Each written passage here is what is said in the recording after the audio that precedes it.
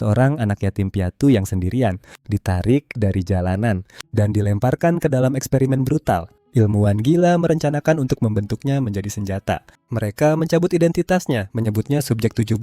Selama bertahun-tahun, mereka mengisinya penuh dengan sel dari lebih dari 500 monster. Tubuhnya melengkung, berubah bentuk, hingga tidak lagi manusia. Ketika tidak ada lagi yang bisa dihancurkan, para ilmuwan hanya melihat kegagalan. Mereka menganggapnya tidak berguna sekarang, kecuali untuk dilemparkan ke medan perang sebagai umpan. Sebagai umpan. Itu selalu menjadi tujuan sebenarnya dari percobaan ini. Gerbang alam iblis hancur terbuka, mengalirkan monster ke dunia. Beberapa manusia yang terbangun bangkit, bahkan lebih sedikit yang bisa berdiri melawan banjir. Segera, umat manusia melihat kebenaran dan beralih ke sesuatu yang jauh lebih gelap. Mereka membangun pemburu buatan, Chimera. Para tahanan digabungkan dengan sel binatang, dimodifikasi di laboratorium untuk membunuh demi manusia. Ketika subjek 17 memasuki alam monster, dia melakukan sesuatu yang tak terbayangkan. Dia membantai monster di atas peringkat es. Dia membelah makhluk, menghabisi gerombolan. Bahkan saat tubuhnya sendiri hancur, para pemburu yang menyaksikan terdiam. Satu Chimera mengungguli satu regu penuh, tetapi ketika pertempuran berakhir, mereka meninggalkannya. Perintah mereka jelas, Chimera 17 tidak boleh kembali. Tidak ada jejak dirinya yang tersisa, kecuali untuk satu tulang. Tulang yang sendirian itu mengapung sendiri dan membangun kembali tubuhnya dari ketiadaan. Chimera 17 membuka matanya sekali lagi. Kali ini terlahir kembali sebagai pria ramping dan berotot, terkejut oleh kebangkitannya. Dia bertanya-tanya apakah tubuh baru ini membuatnya manusia lagi atau hanya cukup dekat untuk dianggap. Dia ingat sel-sel monster itu masih bercampur di dalam dirinya, membentuk kembali setiap napas yang diambilnya. Dia meragukan apakah dia dihitung sebagai manusia, melenturkan cakar tajam itu dengan mudah, dan karena tidak ada seorang pun dari laboratorium yang datang mencarinya, dia menganggap mereka membuangnya tanpa berpikir dua kali. Lalu dia menyadari tanda laboratorium lama di lengannya telah menghilang, mendorongnya untuk bertanya-tanya apakah dia akhirnya memutuskan semua ikatan dengan mereka saat berdiri di tubuh yang ditempa seperti api. Dia menduga ini mungkin bagaimana monster tipe abadi berfungsi, jenis yang bangkit kembali dalam jumlah terbatas kecuali inti mereka rusak.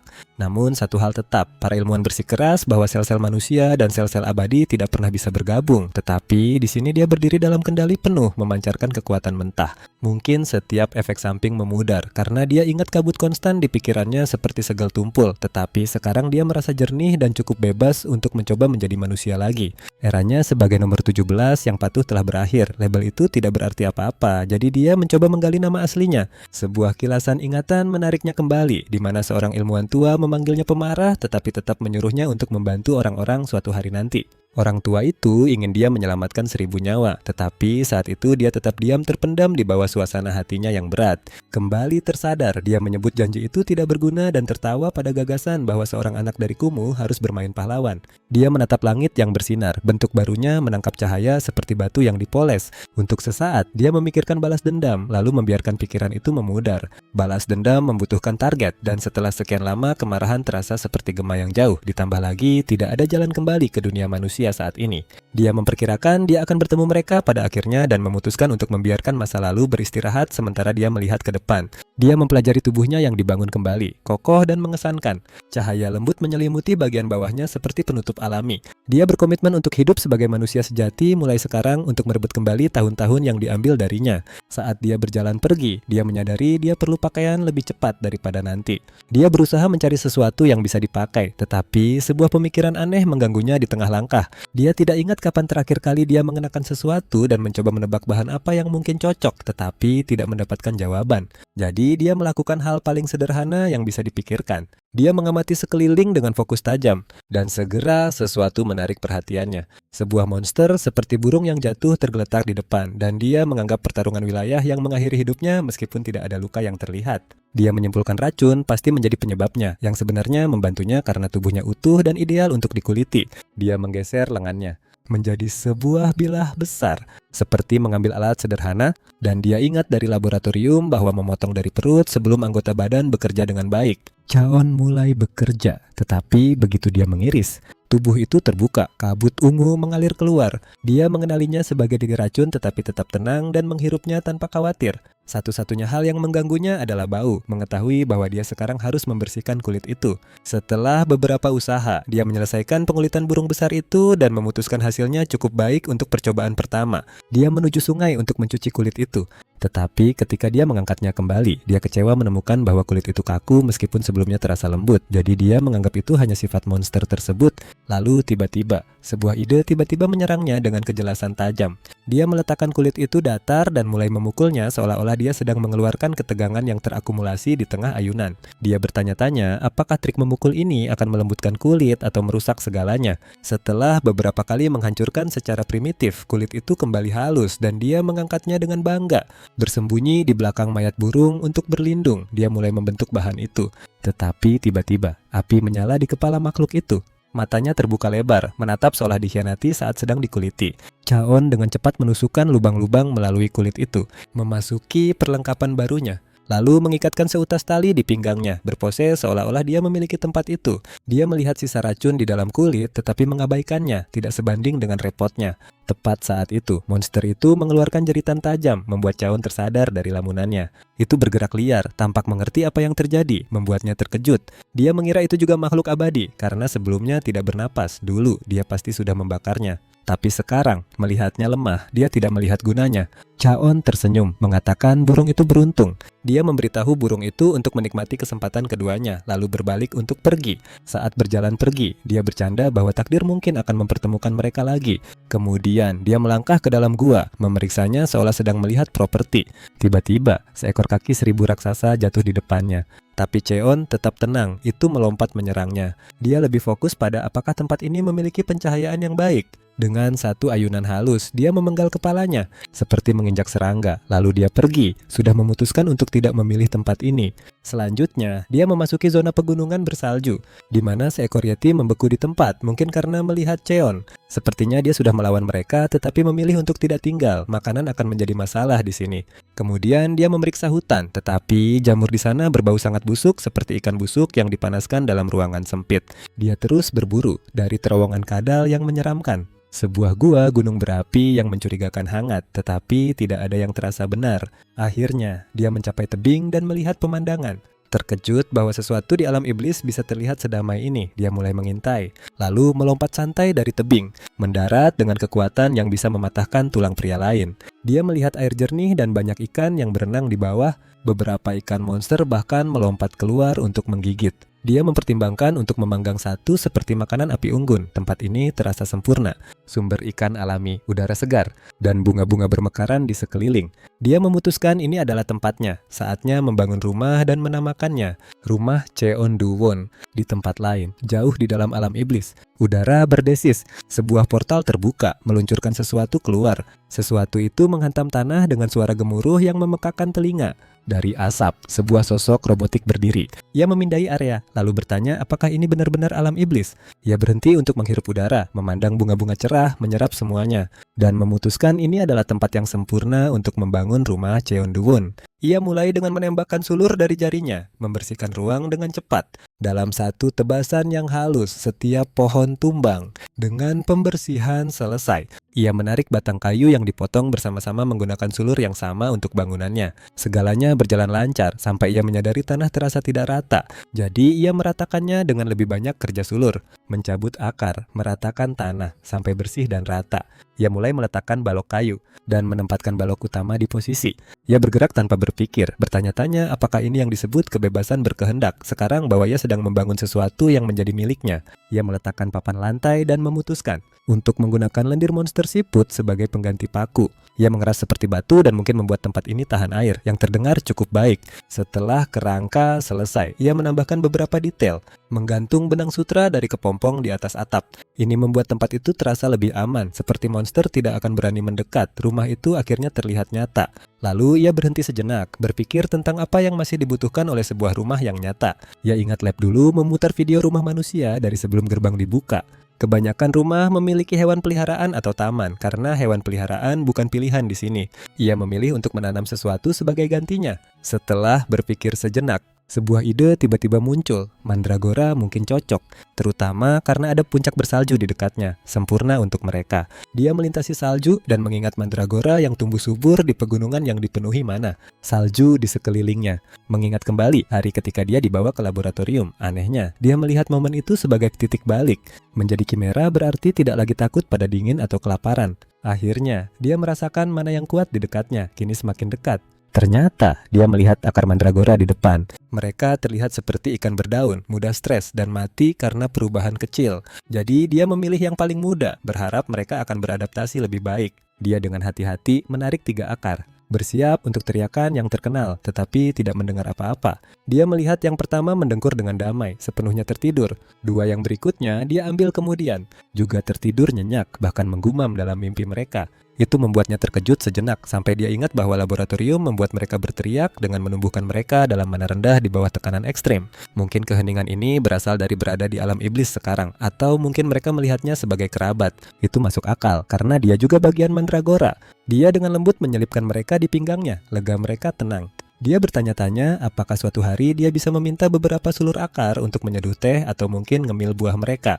Tetapi dia ingat buahnya menjadi racun jika dicabut, jadi dia memutuskan untuk menunggu dan meminta dengan sopan.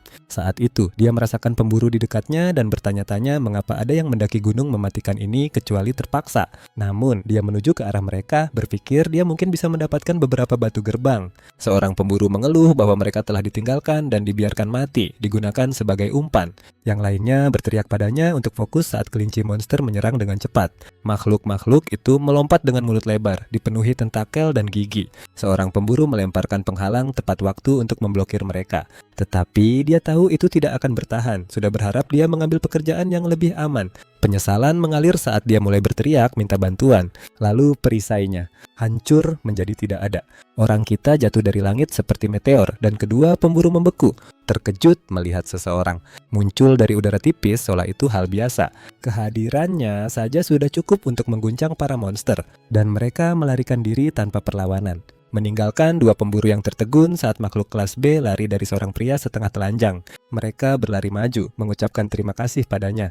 Mereka memperkenalkan diri sebagai Teve Seongju dan Kim Tae-hun, lalu menanyakan namanya yang ia berikan. Namun, tidak ada yang pernah mendengar nama itu sebelumnya. Kim Tae-hun bertanya-tanya keras jika dia adalah pemburu tersembunyi. Melihat penampilannya yang liar, pria kita membalikan pertanyaan, menanyakan mengapa mereka ada di sini ketika mereka tampak seperti kelas D. Mereka menjelaskan bahwa mereka sedang berburu chimera untuk mendapatkan imbalan besar yang langsung menarik perhatiannya. Salah satu dari mereka menambahkan bahwa chimera itu melarikan diri ke dalam gerbang saat pengejaran, dan berita itu menenangkannya, mengetahui bahwa dia bukan targetnya. Dia kemudian bertanya tentang perlengkapan mereka, bingung bagaimana mereka bisa berkeliaran tanpa senjata atau bahkan batu gerbang. Jawabannya, rekan tim mereka meninggalkan mereka dan mengambil semuanya.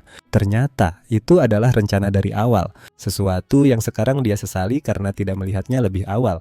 Mendengar semua ini, pria kita menatap batu gerbang mereka saat mereka memohon. Mereka menyebutkan keracunan mana dan memohon jalan keluar. Karena manusia tidak bisa bertahan lama di sini tanpa pemurnian atau mereka akan mati. Salah satu dari mereka memohon, mengatakan istrinya yang hamil sedang menunggu. Sebelum mereka selesai, dia membeku di tengah napas, seolah merasakan sesuatu berubah. Lalu melesat seperti roket, meninggalkan mereka di tengah permohonan. Angin menerpa wajah mereka.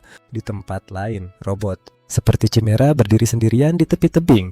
Pemburu yang sama yang melarikan diri sebelumnya mencoba mendekat dari belakang.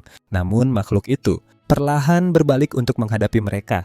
Tatapannya membuat satu hal jelas, ia siap untuk menghapus mereka. Anak kita tiba dan membeku, bertanya-tanya apakah dia terlambat. Perlengkapan dan darah berserakan di tanah. Cahaya biru yang memudar berkedip di tepi tebing menunjukkan bahwa para pemburu telah melarikan diri. Mereka bahkan menjatuhkan semua jarahan mereka, dilihat dari jejak yang campur aduk. Subjek uji kemungkinan berubah bentuk di tengah pertempuran. Dia teringat pemburu monster yang mengatakan itu adalah pelarian lab yang melompat ke dalam gerbang. Dibangun dari logam cair, ia dapat berubah bentuk sesuka hati tetapi tetap kecil karena bahan langka, berbentuk seperti anak kecil. Chaon mengintip dari tebing dan tertawa kecil, menyadari bahwa Gremlin Mage kecil ini telah mengalahkan 5 peringkat B. Sementara itu, bersama pasangan pemburu yang terluka, Kim mengguncang Seongju, memohon agar dia tidak menyerah. Seongju batuk mengatakan tubuhnya gagal karena kontaminasi, tetapi Kim tidak mau melepaskannya, mengingatkan tentang keluarga. Seongju yang hampir tidak sadar meminta Kim untuk mengucapkan selamat tinggal untuknya, tetapi Kim bersikeras bahwa masih ada harapan. Saat itu, seseorang melangkah maju. Kim langsung kaku. Tapi itu hanya Chaon, berjalan santai, membawa semua peralatan mereka yang hilang. Pemburu itu melihatnya, berlari mendekat, menjatuhkan diri dan mulai merayu seolah Chaon adalah semacam penyelamat. Chaon bingung, lalu teringat bahwa dia telah memberitahu mereka bahwa dia tidak memiliki batu gerbang. Kim mengeluarkan 2 cek 10 juta yen, memohon padanya untuk batu gerbang, berteriak bahwa mereka akan mati jika tidak.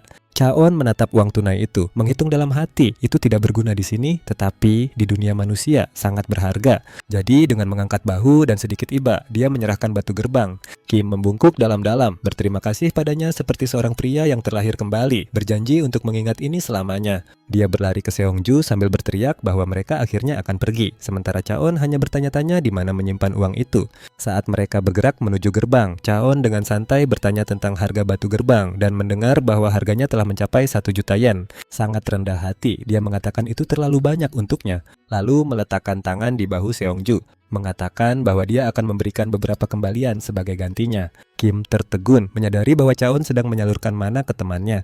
Dia berteriak padanya untuk berhenti, mengatakan bahwa berbagi mana itu berbahaya. Reaksi buruk bisa membunuh mereka berdua. Kim panik.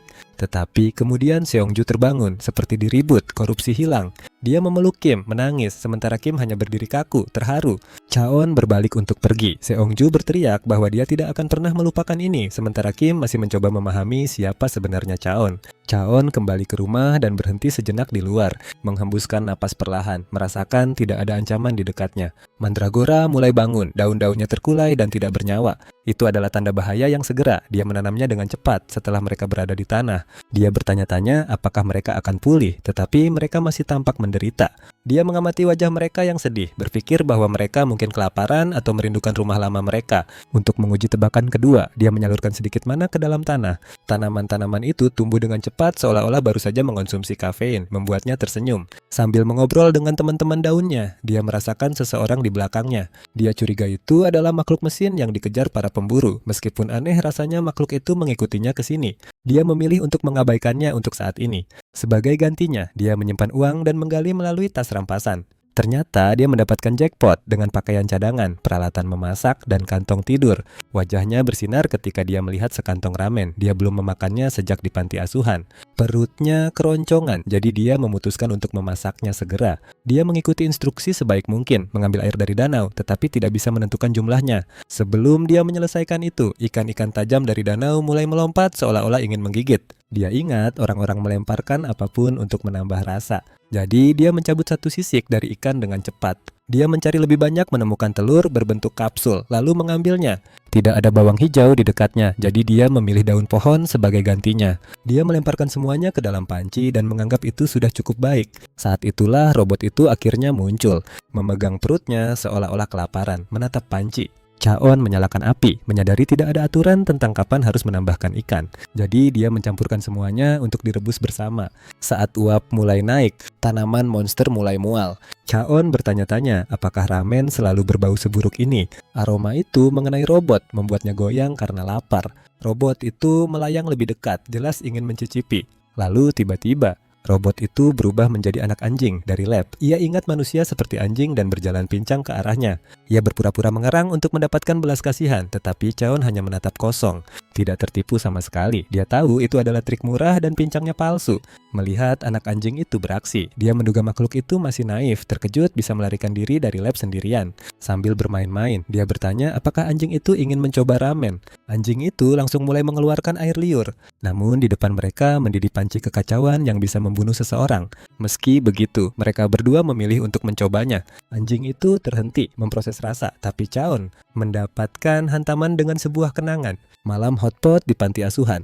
Dia tersenyum dan berkata rasanya persis seperti dulu. Dia menyebutnya lezat, kenangan mengalahkan rasa yang mengerikan. Sementara itu, Mandragora tampak siap untuk pingsan karena bau racun. Setelah makan, Chaon menyuruh anjing itu untuk membersihkan dan pergi saat anak robot itu berjalan pincang. Chaon dengan santai menyebutkan bahwa ia pincang di kaki yang lain sebelumnya. Robot itu dengan cepat mengganti kaki, sementara Chaon menyembunyikan tawa.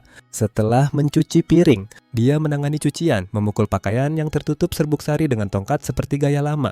Dia benci serbuk sari, tetapi tahu dia tidak bisa memakai kulit selamanya. Dia mengayunkan dengan lembut untuk menghindari robekan, tetapi pukulannya menghancurkan batu di bawahnya dan merobek pakaian bersamanya. Setelah jeda canggung, dia menghela napas dan mengambil potongan terakhir. Saat itulah dia melihat robot itu masih mengawasi dari jauh. Sebelumnya, ia berpura-pura menjadi batu. Sebelum itu, ia berubah menjadi ikan saat dia membersihkan. Dan sebelumnya, ia berpura-pura sebagai pohon dekat bunga. Ia telah mengikutinya tanpa henti, berganti bentuk tetapi tidak pernah berbicara. Hingga seekor lebah mendarat di hidungnya. Ia panik dan berteriak tentang kebenciannya terhadap lebah. Berdasarkan itu, dia memperkirakan usianya di bawah 5. Ucapannya terdengar kaku dan kaku. Sama seperti Chimera muda dengan kenangan palsu. Mengabaikannya, dia membersihkan tenggorokannya dan dengan santai memuji Forsythia yang sedang mekar. Dia menyelesaikan menggantung cucian, menggumamkan bahwa pekerjaan itu lebih sulit daripada yang terlihat. Sayangnya, pakaian itu terlalu ketat, semua usaha itu sia-sia. Dia menggantungnya di benang sutra dan pergi untuk memeriksa mandragora. Robot itu melihat celah, dia meraih sebuah kaos yang baru saja. Dicuci dan mengenakannya, ingin terlihat serasi. Mengklaim kaos itu sebagai miliknya, lalu berubah menjadi seorang gadis kecil. Sementara itu, Chaon menemukan anak-anak mandragora yang berjuang di tanah, daun-daun layu, akar kering, meskipun rumput liar sudah hilang. Penasaran, dia menggali lebih dalam dan melihat cacing dan potongan yang masih menyumbat tanah, menghambat pertumbuhan. Dia menyadari bahwa dia melewatkan pengolahan tanah dan mungkin telah merusak mereka. Untuk memperbaikinya, dia membersihkan kebun sebesar rumahnya. Lalu gadis robot itu melangkah maju dan menyapanya. Dia sedikit terkejut karena akhirnya dia berbicara. Dia bertanya apakah rumah itu miliknya. Dia menjawab iya. Dia langsung memutuskan bahwa dia pasti penduduk lokal dari dunia iblis. Dia memutuskan untuk menggoda dia. Bertanya dari suku mana dia berasal. Dia ragu-ragu. Lalu berpura-pura bahwa dia berasal dari negeri jauh di balik air terjun yang tidak bisa dia temukan. Dia bercanda apakah itu berarti suku kelapa. Tanpa ragu, dia mengangguk dengan bangga seolah itu jelas. Dia bertanya tentang kaos itu. Dia berkata di sukunya yang menemukan adalah yang memiliki. Terhibur, dia membiarkannya dan bertanya mengapa dia ada di sini. Dia berkata dia diusir dan malu-malu bertanya apakah dia bisa tinggal. Dia menjelaskan bahwa tidak ada serangga dan rumah terasa cukup aman. Sambil gelisah seperti sedang mempersiapkan aksi imut, dia melihat bahwa dia hanya ingin istirahat, jadi setuju jika dia membantu di sekitar. Matanya bersinar, bertanya tugas apa yang perlu dia lakukan terlebih dahulu. Dia berkata mereka perlu membuat kebun sayur untuk mandragora. Dia mengambil sebatang kayu, berpose, berkata dia bisa melakukannya. Lalu merusak tanah seolah-olah itu kue lembut. Melihatnya merobek tanah, dia berpikir dia sedang berpura-pura dengan buruk atau hanya tidak tahu. Dia memperkenalkan dirinya dan bertanya namanya. Dia membeku, jelas tidak siap. Melirik bunga-bunga untuk meminta bantuan. Dia memanggil dirinya Kimnari. Dia tahu dia meniru Forsythia tetapi membiarkannya begitu saja. Segera area tersebut selesai dan dia menambahkan pagar batu yang rapi. Melihat akar yang tampak begitu bahagia membuatnya berharap dia melakukan ini lebih awal.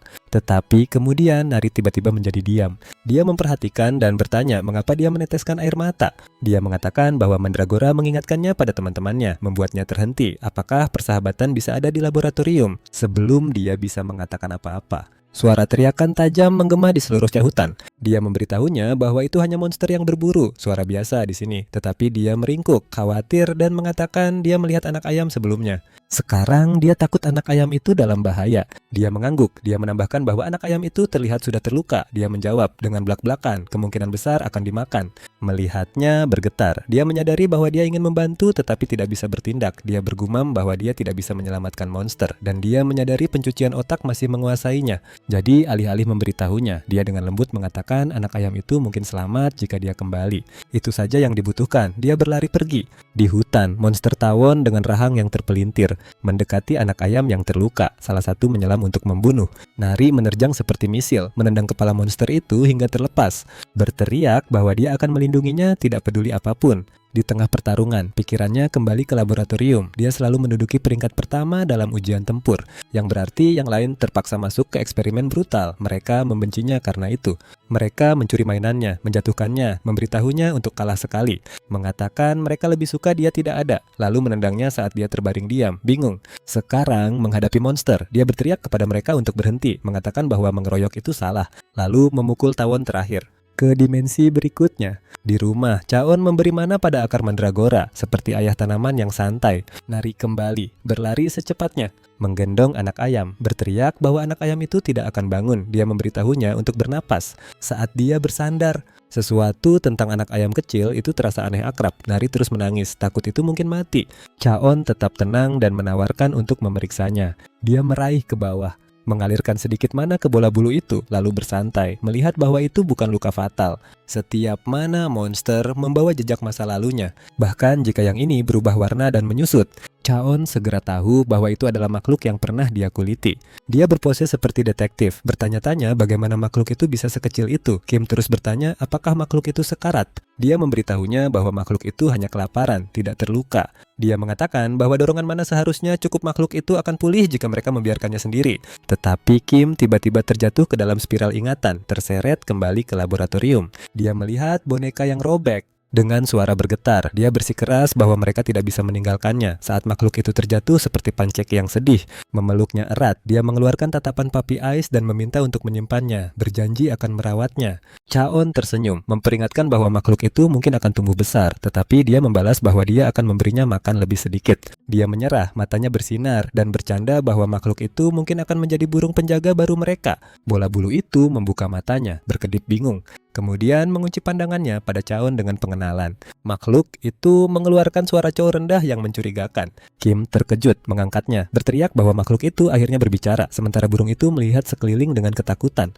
Dia memeluknya lagi, makhluk itu melambai tanpa daya. Chaon hanya menatap, terdiam. Burung itu berteriak, meminta untuk dibebaskan. Chaon membeku, terkejut bahwa dia benar-benar mengerti itu. Beberapa saat kemudian, Kim membungkusnya seperti mumi dan mengumumkan bahwa perawatan sudah selesai. Kemudian dia mengatakan bahwa dia sudah menamainya. Sementara makhluk itu bergerak-gerak, dia menjelaskan bahwa makhluk itu bertindak seperti merpati. Jadi dia menamainya Ko. Chaon menganggap itu sangat lucu.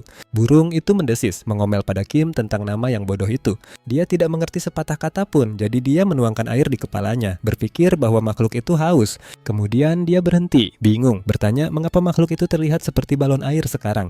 Chaon memberitahunya bahwa itu sudah lebih dari cukup air, dan dia berlari pergi untuk mengambil makanan. Sementara itu, Chaon berpikir sudah saatnya membangun penyimpanan yang nyata, karena persediaan ada di mana-mana. Tetapi ketika dia memotong kayu itu hancur seperti kertas murah. Dia bingung, metode yang sama berhasil baik untuk perabotan. Bola bulu sudah cukup, mengatakan itu kayu lunak, jelas saja itu akan patah. Chaon akhirnya menyadari jenis kayu itu penting, bertanya warna mana yang terkuat. Burung itu langsung menjawab merah, tapi kemudian berhenti kaku, menyadari bahwa dia baru saja dipahami. Ia menatap Chaon, ketakutan, bertanya-tanya apakah dia sudah mendengarkan sepanjang waktu. Mata mereka bertemu, ia terjatuh, mencoba menggunakan membaca pikiran, berharap bisa melihat ke dalam. Tidak ada yang terjadi, keterampilan itu gagal. Chaon hanya melihat sekeliling dan mengatakan dia tidak melihat pohon merah. Berpikir mungkin mereka tumbuh di tempat lain, sementara burung itu panik karena telepatinya gagal. Akhirnya, ia menyerah dan langsung bertanya apakah Chaon bisa mendengarnya. Chaon mengatakan itu bukan mendengar secara tepat, lebih seperti kata-kata muncul di kepalanya. Kemudian ia membalikkan pertanyaannya, bertanya bagaimana monster bisa memahami manusia. Ia menduga itu salah satu monster pintar yang sangat langka, tetapi ia belum pernah bertemu satupun sebelumnya. Chaon bertanya langsung apakah itu burung yang sama, dan ia mengangguk, mengatakan ia kembali untuk melihatnya. Ia kembali karena Chaon telah menyelamatkan nyawanya dan ia berutang budi. Chaon tidak membuang waktu, memberitahunya untuk membantu sekarang, yang membuat burung itu terkejut. Ia menghela napas, pasrah, dan setuju untuk membawanya ke pohon merah pada saat yang sama. Kim berlari untuk menyelamatkan hidupnya, menghindari api yang turun, berteriak kepada penyerangnya yang tak terlihat. Ia berteriak, wajahnya basah oleh air mata, berteriak bahwa itu terbakar. Sebuah ledakan menghantam, menjatuhkannya dengan wajah terlebih dahulu ke tanah. Ia panik, pikirannya berputar, yakin bahwa Lab telah menangkapnya. Kemudian sosok berjalan melalui api, rambutnya melambai seperti karakter anime latar belakang. Ia memeriksa pelacaknya dan mengonfirmasi bahwa dia adalah target, semacam makhluk hidup mekanis. Ia mengisi tembakan lain, bergumam bahwa ia juga mempertaruhkan nyawanya. Kemudian meluncurkan bola api lainnya ke arahnya. Kim membeku, tak berdaya, menyaksikannya terbang ke arahnya, tapi sebelum dampak, Chaon melangkah masuk seperti bos, memadamkan ledakan itu seolah itu tidak ada artinya. Ku mengatakan lupakan pohon-pohon, menyelamatkan gadis itu yang lebih penting. Chaon melihat dia sangat ketakutan akan api, jelas tidak baik-baik saja. Dia memutuskan untuk membunuh api terlebih dahulu. Si bulu setuju, mengatakan hanya sampah yang menyerang anak-anak. Wanita yang ingin jadi Rapunzel itu melotot, mengejek Chaon sebagai penolak gua dan mengancamnya. Chaon membalas bahwa Rapunzel palsu ini pasti suka berbicara panjang lebar. Itu memicu kemarahannya. Pria itu berteriak bahwa Chaeyeon merusak epiknya, adegan dan melemparkan bola api besar ke arahnya. Chaon mengangkat satu jari dan melakukan trik total Frieza. Dia menepuk ledakan itu seperti memadamkan lilin. Ledakan di belakang Rapunzel sangat besar. Dia hanya berdiri di sana, tertegun. Potongan batu jatuh, tetapi sudah terlambat. Dia terjepit di bawah puing-puing yang jatuh. Beberapa saat kemudian, Chaon melangkah ke arah Kim, bertanya apakah dia baik-baik saja. Dia menghapus air matanya, berterima kasih padanya. Dia memberitahunya lain kali, pukul ketakutan di wajahnya. Lalu berjalan menuju Rapunzel. Dia meraih segenggam rambut, masih di tengah ceramah semangat. Tetapi tiba-tiba berhenti. Dia menatap apa yang ada di tangannya. Itu adalah wig. Di bawahnya, pria itu memiliki kepala yang bersih dan mengkilap. Kim melihat kepala botak itu, tertawa terbahak-bahak, mengatakan dia sama sekali tidak menakutkan sekarang. Chaon melirik padanya, bingung bagaimana dia pernah takut pada seseorang yang begitu lemah. Kekuatan ini memungkinkannya menyelami kenangan dan menunjukkan kepada orang lain. Dalam visi itu, dia melihat seorang ilmuwan gila. Tertawa seolah-olah dia baru saja menciptakan kejahatan dari awal. Pria itu mendekati Kim yang hampir tidak sadar, menyadari dia mulai bangun. Jari-jarinya terbakar seperti obor mini. Dia mulai menyakitinya, mengklaim itu adalah ujian untuk ketahanan. Melihat itu, Chaon mengelus kepala Kim dan mengatakan dia sudah hebat, dia akan membantunya sembuh. Dia berbalik ke arah Phoenix dan bertanya apa yang harus mereka lakukan dengan pria botak itu.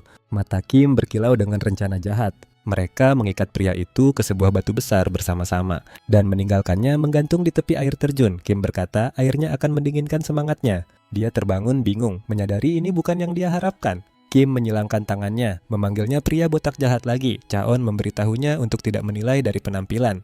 Tetapi dia melotot, menggenggam sebuah panci seperti tongkat.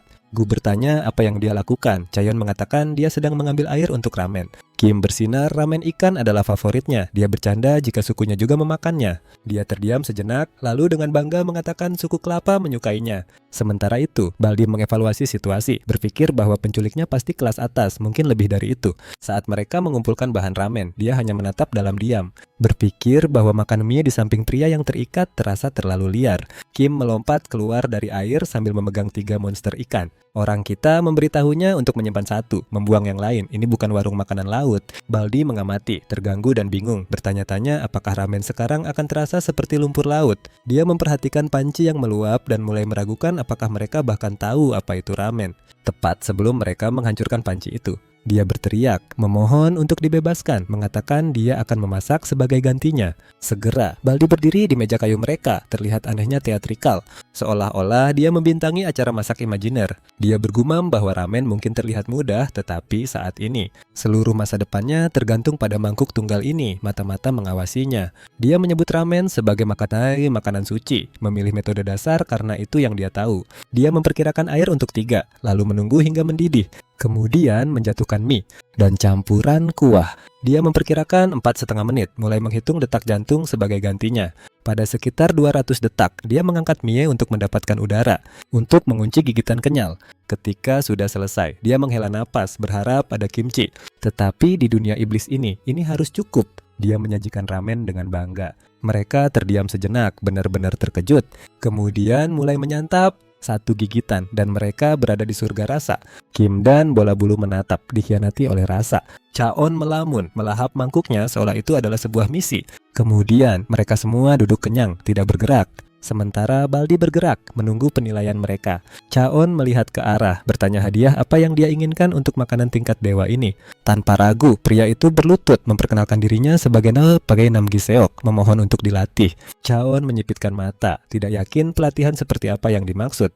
Nam mengatakan Chaon adalah yang terkuat yang pernah dia temui, mengira dia membangun tempat ini untuk pelatihan jangka panjang. Dia membanggakan keterampilan memasaknya, menyebutkan gelar koki palsu, menyebutkan membantu ayahnya menggoreng, mencoba terlihat berharga. Nam menawarkan untuk membawa pasokan antara alam, membayar untuk pelajaran, dan mengatakan dia ingin mencapai kelas A. Tentu saja, Chaon bertanya mengapa dia menyerang Kim. Nam terdiam, bertanya apakah Chaon maksudnya gadis mesin, tetapi Chaon memotong, mengatakan dia berasal dari suku kelapa.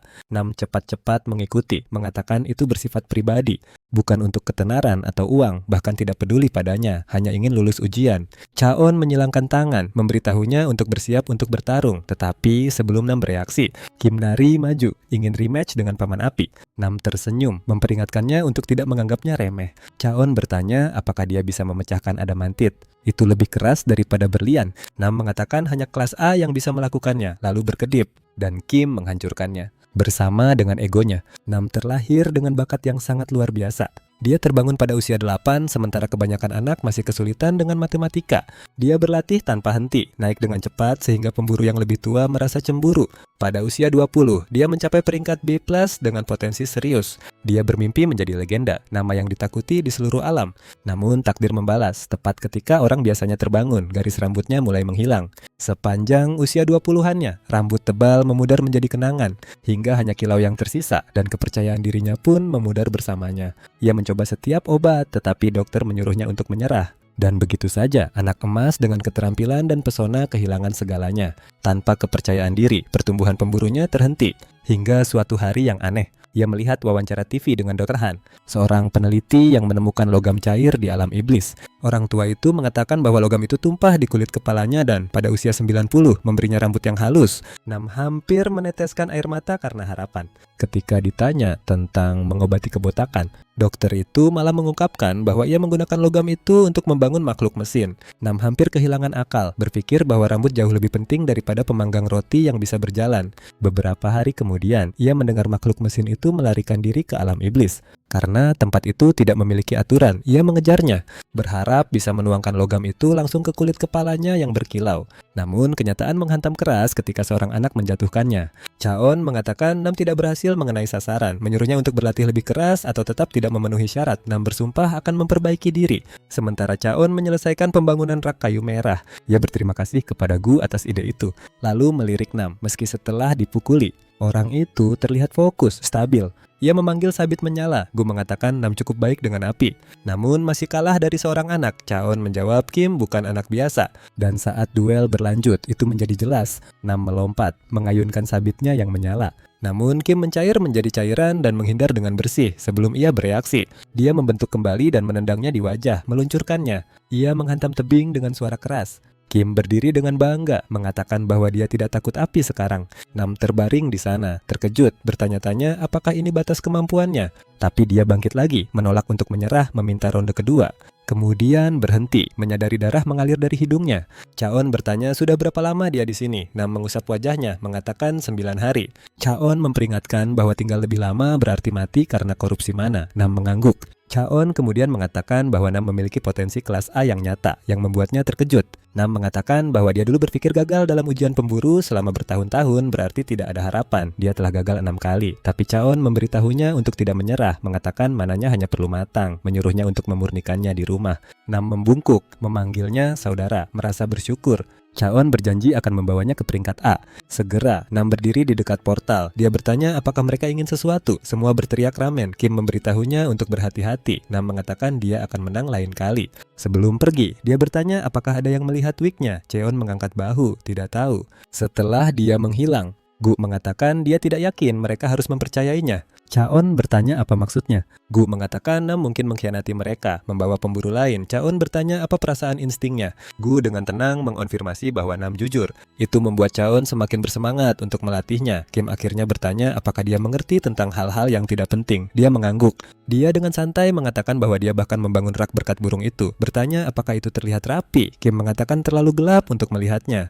Mengambil petunjuk itu, Chaon menambahkan jendela. Sinar matahari masuk. Kim tersenyum, jelas menikmati pemandangan yang lebih cerah. Hal itu membuat Chaon berpikir tentang bagaimana menjaga ruangan tetap terang di malam hari. Ketika Kim bertanya tentang sumber cahaya, Chaon mengatakan mereka akan membutuhkan batu bercahaya, kristal yang bersinar dalam kegelapan. Dia berencana untuk menggantungnya seperti bintang. Gu menelan ludah, lalu bertanya di mana mereka akan mendapatkannya. Chaon mengatakan mereka akan menuju daerah vulkanik. Gu memperingatkan itu adalah salah satu tempat paling mematikan bagi para pemburu. Kemudian dengan tenang mengatakan itu juga kampung halaman.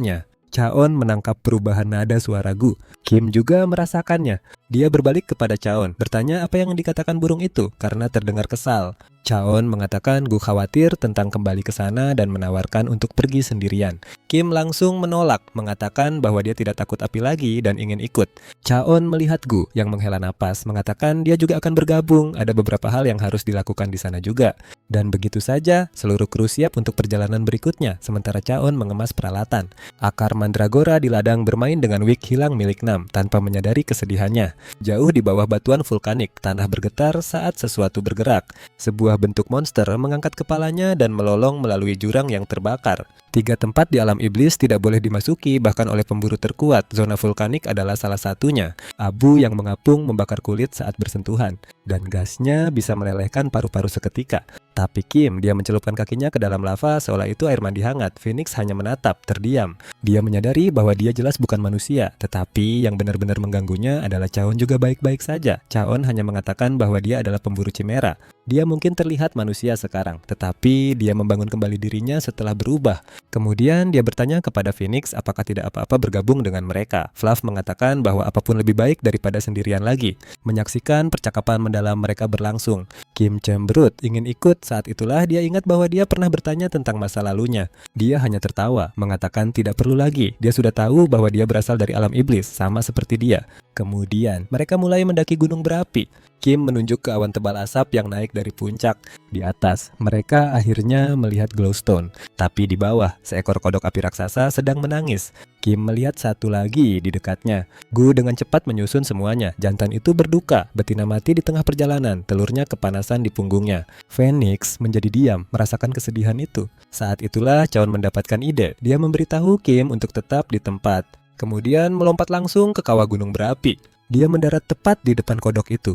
Kodok itu mengunci pandangannya dengan Chaon, penuh kemarahan. Kemudian mengeluarkan semburan api raksasa.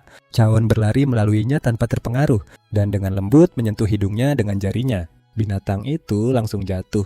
Ternyata Chaon menggunakan racun kobra cukup kuat untuk menjatuhkan bahkan kodok api, tetapi hanya akan tidak sadarkan diri untuk sementara. Melihat dia melangkah melalui api tanpa terluka terasa tidak nyata. Kim bertanya apakah dia baik-baik saja. Dia menjawab bahwa dia baik-baik saja. Ternyata dia memiliki sel kodok api di dalam tubuhnya. Pria ini dipenuhi dengan segala jenis suntikan. Dia melihat beberapa telur yang sudah dimasak, lalu dengan hati-hati melindungi yang lainnya. Saat ayah kodok terbangun, telur-telur itu terikat di punggungnya. Dia langsung berbalik untuk menghormati pasangannya yang telah jatuh, lalu melompat tinggi ke udara dan mendarat tepat di samping Kim. Dia memberinya tatapan panjang. Dia bersinar, berpikir itu mengucapkan terima kasih. Chaon tahu itu ditujukan untuk pasangannya, tetapi membiarkan Fluff percaya apa yang diinginkannya.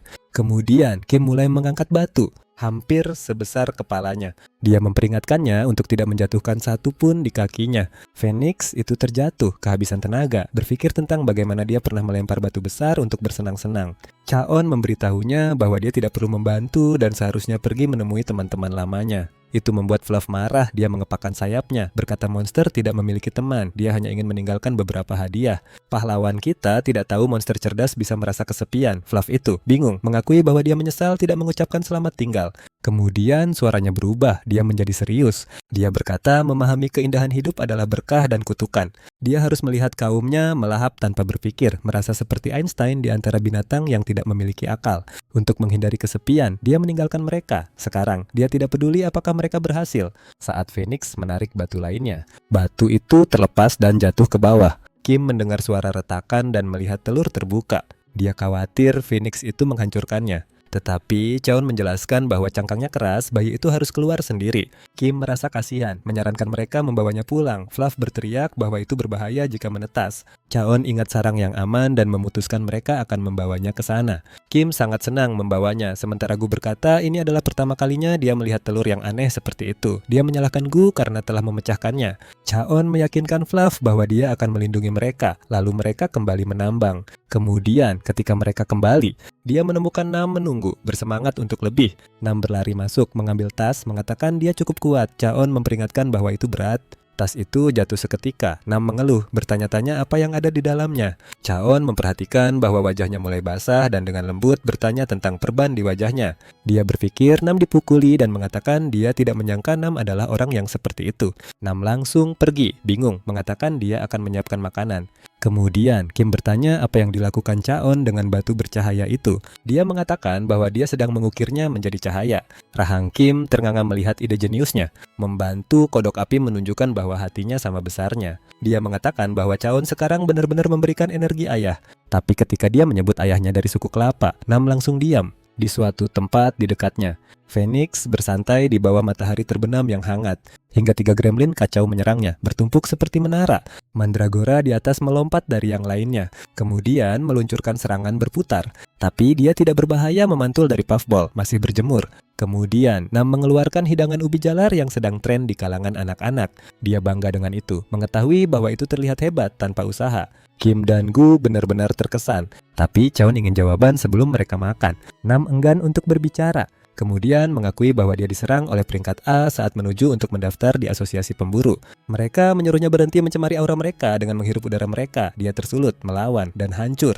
Nam mengatakan dia kehilangan kendali ketika mereka bercanda bahwa harga dirinya jatuh seiring dengan garis rambutnya.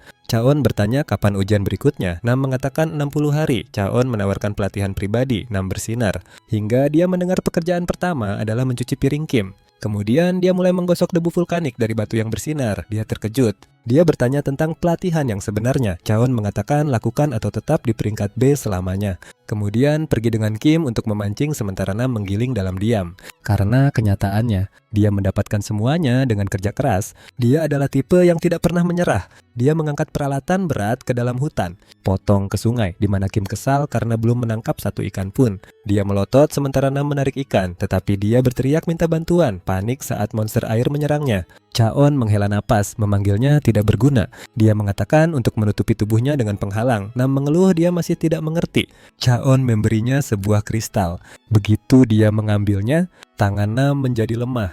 Mereka mulai bergetar. Chaon mengatakan itu adalah batu langka yang dipenuhi dengan sihir mentah. Dia memberitahu Nam bahwa tubuhnya sama, dipenuhi dengan kekuatan yang tidak bisa dia kendalikan. Kemudian menusuknya di dada. Tiba-tiba Nam melihat sihir mengalir di dalamnya. Chaon memberitahunya untuk mengikuti aliran tersebut, dan benar saja, energi perak melilit lengan Nam. Dia memberitahu Nam untuk mengangkat batu itu lagi, kali ini dengan mana yang mengalir. Nam mengalirkan setiap ounce kekuatan, membuka Genshitoma dalam dirinya, dan mengangkatnya di atas kepalanya. Dia tertawa seperti orang gila, menyadari bahwa pekerjaan rumah adalah bagian dari pelatihan. Chaon memberitahunya untuk terus bekerja sambil mengalirkan mana, dan Saitama dari toko barang bekas kita setuju, matanya basah karena kebahagiaan. Nanti malam, ketiga orang itu beristirahat di bawah cahaya lembut batu bercahaya. Gu tidak bisa tidur, mungkin karena tidur siangnya. Kemudian dia tiba-tiba terbangun, melihat Kim menyelinap keluar dengan tenang. Dia mengikuti dan melihatnya menunduk. Sedih karena satu-satunya gaun yang dimilikinya sekarang kotor. Dia berlutut di tepi aliran, dengan hati-hati mencucinya hingga bersih. Burung Phoenix bayi mengawasi dengan diam, dan Chaon muncul, bertanya mengapa dia mencuci sekarang. Gu mengejek, mengingatkannya bahwa dia tidak punya pakaian lain untuk dipakai. Chaon terdiam, menyadari bahwa dia tidak pernah memikirkan kebutuhan pakaian Gu. Kim selesai, melangkah keluar dari air dengan bangga. Kemudian melihat Gu dan Chaon di dekatnya, tidak ingin menakutinya. Dia mengatakan bahwa udara malam terasa nyaman. Dia mengatakan bahwa dia hanya berjalan dengan Phoenix. Bertanya apakah Gu juga berjalan. Dia mengangguk malu. Chaon kemudian memintanya untuk tetap diam. Dia membungkus sabuk tali di pinggangnya, kemudian menyelipkan bunga ke dalamnya. Kim tersenyum lebar, mengatakan itu mengingatkannya padanya. Chaon tersenyum, mengatakan Forsythia adalah favoritnya. Suara gemerisik di semak membuat Kim terkejut. Tapi Chaon memberitahunya, itu hanya belalang baja. Saat berjalan kembali, dia dengan lembut bertanya, apakah Gu membutuhkan pakaian atau sepatu? Suaranya terasa lebih seperti suara seorang ayah. Kim terlihat bingung, mengatakan bahwa dia suka pakaian yang dia berikan. Keesokan paginya, Chaon menuju ke dunia manusia, dekat kawasan kumuh distrik 13. Dia berpikir Kim pantas mendapatkan lebih dari satu pakaian. Penduduk setempat menatap, tetapi dia mengabaikannya. Dia mempertimbangkan untuk membawa Kim, lalu berpikir dunia manusia mungkin masih menakutinya. Dia tertawa kecil sambil mencari toko pakaian terdekat. Kemudian seorang anak laki-laki mendekat, menawarkan untuk menuntunnya dengan harga 10.000 satu. Dia mengatakan bahwa dia tahu tempat yang murah. Chaon menjawab bahwa dia akan membayar setelah mendapatkan kembalian. Anak itu mengira dia hanya seorang pemburu miskin yang dirampok di alam lain. Dia bertanya apakah Chaon bahkan memiliki uang tunai, mengatakan untuk mengikutinya saja, mengatakan bahwa dia akan melewatkan biaya awalnya yang biasa. Chaon tersenyum saat anak itu mengatakan namanya Bongsu. Chaon membalas dengan namanya sendiri, tetapi anak itu mengatakan bahwa dia akan memanggilnya kakak. Saat mereka berjalan, Chaon dengan tenang memperhatikan bagaimana kawasan kumuh telah berubah, tetapi sebelum dia merenungkan, Bongsu tiba-tiba bertanya apakah dia baru saja terbangun. Chaon mengangkat alis, bertanya apakah terlihat begitu. Bongsu mengatakan bahwa sejak dia keluar dari portal tanpa perlengkapan, dia mengira Chaon telah dirampok, mengatakan itu terjadi pada semua orang pada akhirnya. Chaeyeon tertawa, mengatakan Bongsu tahu banyak untuk usianya. Bongsu merasa tersinggung, bersikeras bahwa dia berusia 17 tahun, hanya terlihat kecil karena kekurangan gizi. Saat mereka berjalan, Chaon melihat beberapa orang mencurigakan di dekatnya. Bongsu juga melihatnya, cepat-cepat memperingatkan untuk tidak masuk ke distrik 13. Dia mengatakan bahwa daerah itu menurun setelah geng ruang distrik 11 pindah, polisi berhenti datang. Mereka berada di distrik 12 yang lebih aman untuk saat ini. Chaon tetap diam, bertanya-tanya apakah panti asuhan tua di 13 masih ada. Di tempat lain, sebuah toko pakaian kecil menampilkan tanda beli 1 gratis 1. Pemiliknya terlihat lelah, menyesali telah membuka toko di tempat yang sedikit orang mampu membeli untuk anak-anak.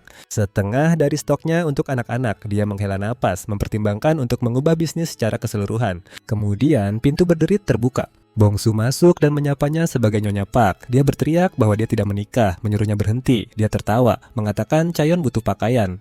Sementara itu, Chaon langsung menuju rak-rak. Park menarik Bongsu ke samping, memarahinya karena membawa pemburu yang bangkrut, mengatakan utang semakin menumpuk. Dia membela diri, mengatakan dia tidak bisa tahu jika Chaon punya uang. Dia memandang Chaon, mengatakan dia tidak terlihat seperti orang yang memiliki uang. Bongsu berargumen bahwa dia setidaknya tampan, mengingatkan bahwa dia pernah menyuruhnya membawa orang-orang yang terlihat sedih seperti saudaranya. Dia membalas bahwa dia hanya mengatakan itu 2 kali, memperingatkan mereka akan bangkrut. Dia membalas bahwa dia tidak pernah meminta bantuan. Park menghela napas, mengatakan untuk bersih-bersih dan dia akan memberinya sedikit uang. Chaon masuk dengan tenang mengatakan dia ingin membeli pakaian. Dia mengeluarkan cek 10 juta won, mengatakan itu semua yang dia miliki. Baik, Park. Dan Bongsu membeku. Park langsung bersikap sopan. Bongsu bergegas mengambil kursi, makanan ringan dan minuman untuk VIP mereka. Saat dia mengikatkan serbet di Chaeyeon, Park mengatakan mereka menjual pakaian untuk semua usia. Chaeyeon meminta pakaian untuk gadis prasekolah, beberapa pakaian untuk dirinya sendiri, dan sepatu. Park bersinar. Pakaian anak-anak adalah spesialisasinya. Dia memamerkan koleksi musim semi dan panas terbarunya, termasuk renda, potongan casual, dan pelangi pilihan berwarna pink. Bongsu berdiri di sampingnya, memijat bahu seperti pembantu setia. Di kasir, Park menyembunyikan kegembiraannya dengan buruk. Dia baru saja menghabiskan sebagian besar stok, lebih dari 100 item terjual. Dia bertanya apakah dia ingin pengiriman. Chaon mengatakan dia akan membawanya. Dia menyerahkan Bongsu sebuah jas dan 100.000 won, mengatakan dia masih berutang padanya. Di luar, Bongsu merasa gugup mengantar Chaon ke penginapan.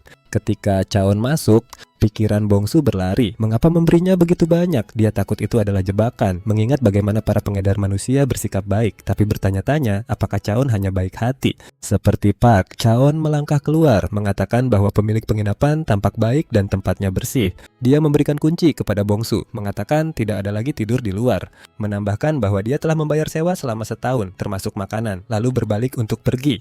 Bongsu bergumam jika inilah cara penculikan dimulai. Chaon mengingatkan bahwa dia yang membawanya ke sana. Portal di belakangnya menyala. Bongsu bertanya apa ada syaratnya, mengapa memberi begitu banyak kepada orang asing. Chaon mengatakan bahwa dia melihat masa lalunya di dalam diri anak itu, mengucapkan selamat tinggal, menghilang ke dalam portal. Nam tampak lega saat Chaon kembali. Kim berlari menghampiri, bertanya kemana dia pergi. Dia tersenyum, mengatakan bahwa dia membelikannya hadiah. Dia bersinar. Gu menatap tumpukan besar pakaian.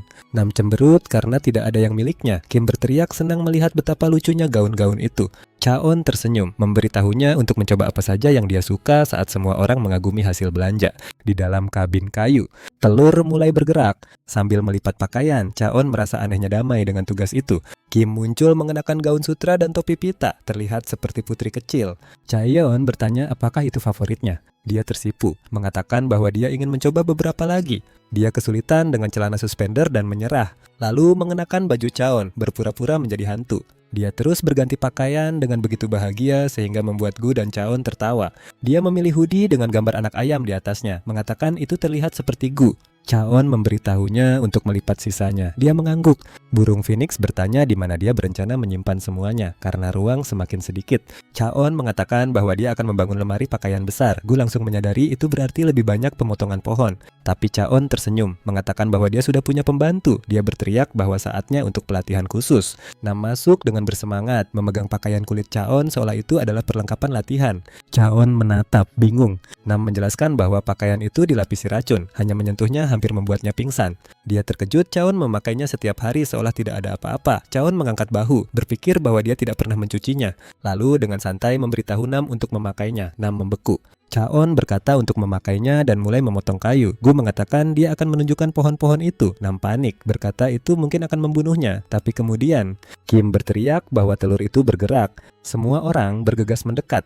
Dan Chaon berkata bahwa telur itu akan menetas. Nam dengan gugup bertanya apakah ini tingkat bencana. Kim berkata itu akan imut sementara mereka berdebat. Telur itu retak, sebuah mata kecil mengintip keluar.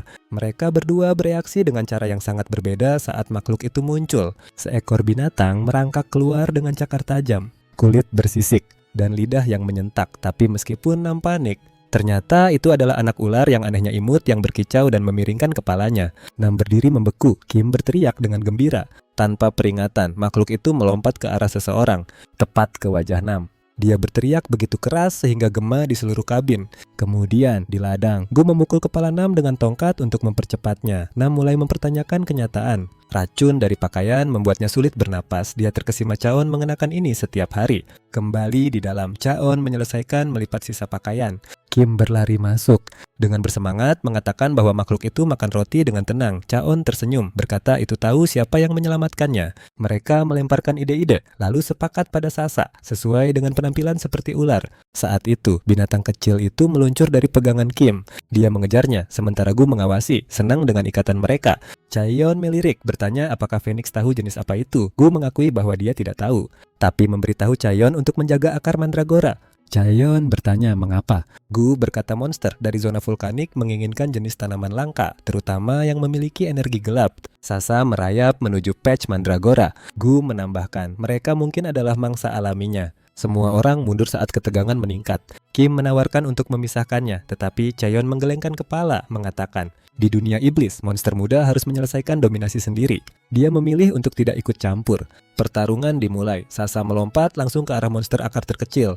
Yang lebih besar bergerak cepat, memblokir dengan mudah. Akar-akar itu membentuk barisan, membentuk segitiga, mempertahankan posisi mereka. Kemudian, satu akar melesat maju, melancarkan serangan balik. Sasa mengibaskan ekornya dan memblokir. Dia tersenyum sinis, tetapi Gu membisikkan agar tidak lengah. Sebuah detik kemudian, yang terkecil melompat dari belakang. Pukulan kecilnya menyentuh pipi Sasa, tidak keras, tetapi cukup. Sasa merintih dan melarikan diri sambil menangis. Kim bergegas mendekat, menghiburnya. Chaeyeon menyebut monster akar sebagai pemenang. Nam dan Gu keduanya mengangguk, mengatakan bahwa itu layak untuk ditonton. Chaeyeon memberitahu semua orang untuk kembali bekerja. Gu melanjutkan memukul kepala botak Nam. Jauh di sana, di seberang lautan terbuka, sebuah chimera elang melesat di atas gelombang, terbang cepat. Kembali di rumah mereka, Gu memerintahkan Nam untuk menarik lebih keras pada kayu-kayu. Kim dan Sasa melapisi kayu dengan lendir, menyegelnya. Chaeyeon melipat pakaian, memindai tempat itu. Senang hari hampir selesai. Nam kelelahan setelah 2 malam, membuang kaos terkutuk yang hampir mematahkan semangatnya. Dia memeriksa setiap inci ruang ganti baru, bertanya-tanya apakah itu berhasil sebelum dia meragukan terlalu banyak. Chaeyeon masuk, mengatakan bahwa dia melakukan lebih baik dari yang diharapkan. Kim menangkap aroma bunga yang lembut. Yang lain juga memperhatikan, santai dan hangat. Dia bertanya mengapa baunya seperti bunga. Chaeyeon mengatakan Go memilih kayu harum agar pakaian mereka selalu berbau segar. Kim tersenyum, bahkan melihat akar mandragora. Dan Sasa meresapi aroma itu. Nam terhenti mendengar nama Sasa. Menyadari itu adalah pertama kalinya dia mendengarnya. Chaeyeon mengatakan nama itu bisa berubah jika diperlukan. Nam melontarkan saran, mari kita sebut saja Snake Chick. Kim menambahkan pilihannya, Piace. Akhirnya, Chaeyeon bertanya kepada Gu yang dengan bangga menyarankan jejak agung di dalam laci. Penasaran, Chaeyeon menanyakan nama asli Gu. Phoenix menjawab, Rocky Mountain Horseshoe. Chaeyeon menatap, menyerah pada kekacauan. Dia menyatakan namanya tetap Sao Sao dan tidak ada yang keberatan. Gu kemudian bertanya apa misi berikutnya. Chaon mengatakan bahwa dia telah memikirkan sesuatu yang sebelumnya tidak mengganggunya. Dia menyarankan untuk membangun pagar untuk menghalangi para intruder. Nam terlihat ragu.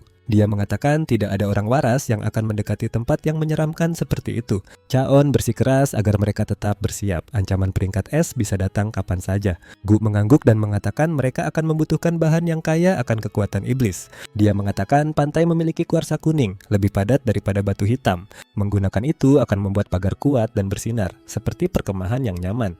Kim bersemangat tentang perjalanan ke pantai. Nam langsung panik. Kemudian, boom, dia mengalami mimisan tepat pada waktunya. Berpura-pura lemah, dia mengklaim harus kembali ke dunia manusia untuk melepaskan energi iblisnya. Chaon setuju tetapi memberitahunya untuk hati-hati dengan akar mandragora. Sebelum pergi, Nam memperingatkan Chaon tentang pantai, mengatakan bahkan peringkat A pun menghindarinya. Chaon terlihat bingung. Jadi Nam menjelaskan bahwa daerah itu dikuasai oleh dua monster kelas bencana, wajah burung, tubuh manusia yang dulunya adalah pemburu chimera. Gambaran itu membuat Chaon berhenti sejenak. Sementara itu, di pantai, para pemburu sudah mencoba menangkap salah satu dari mereka. Salah satu dari mereka meluncurkan pelacak dan meluncurkannya ke chimera yang terbang. Itu mendarat dengan sempurna.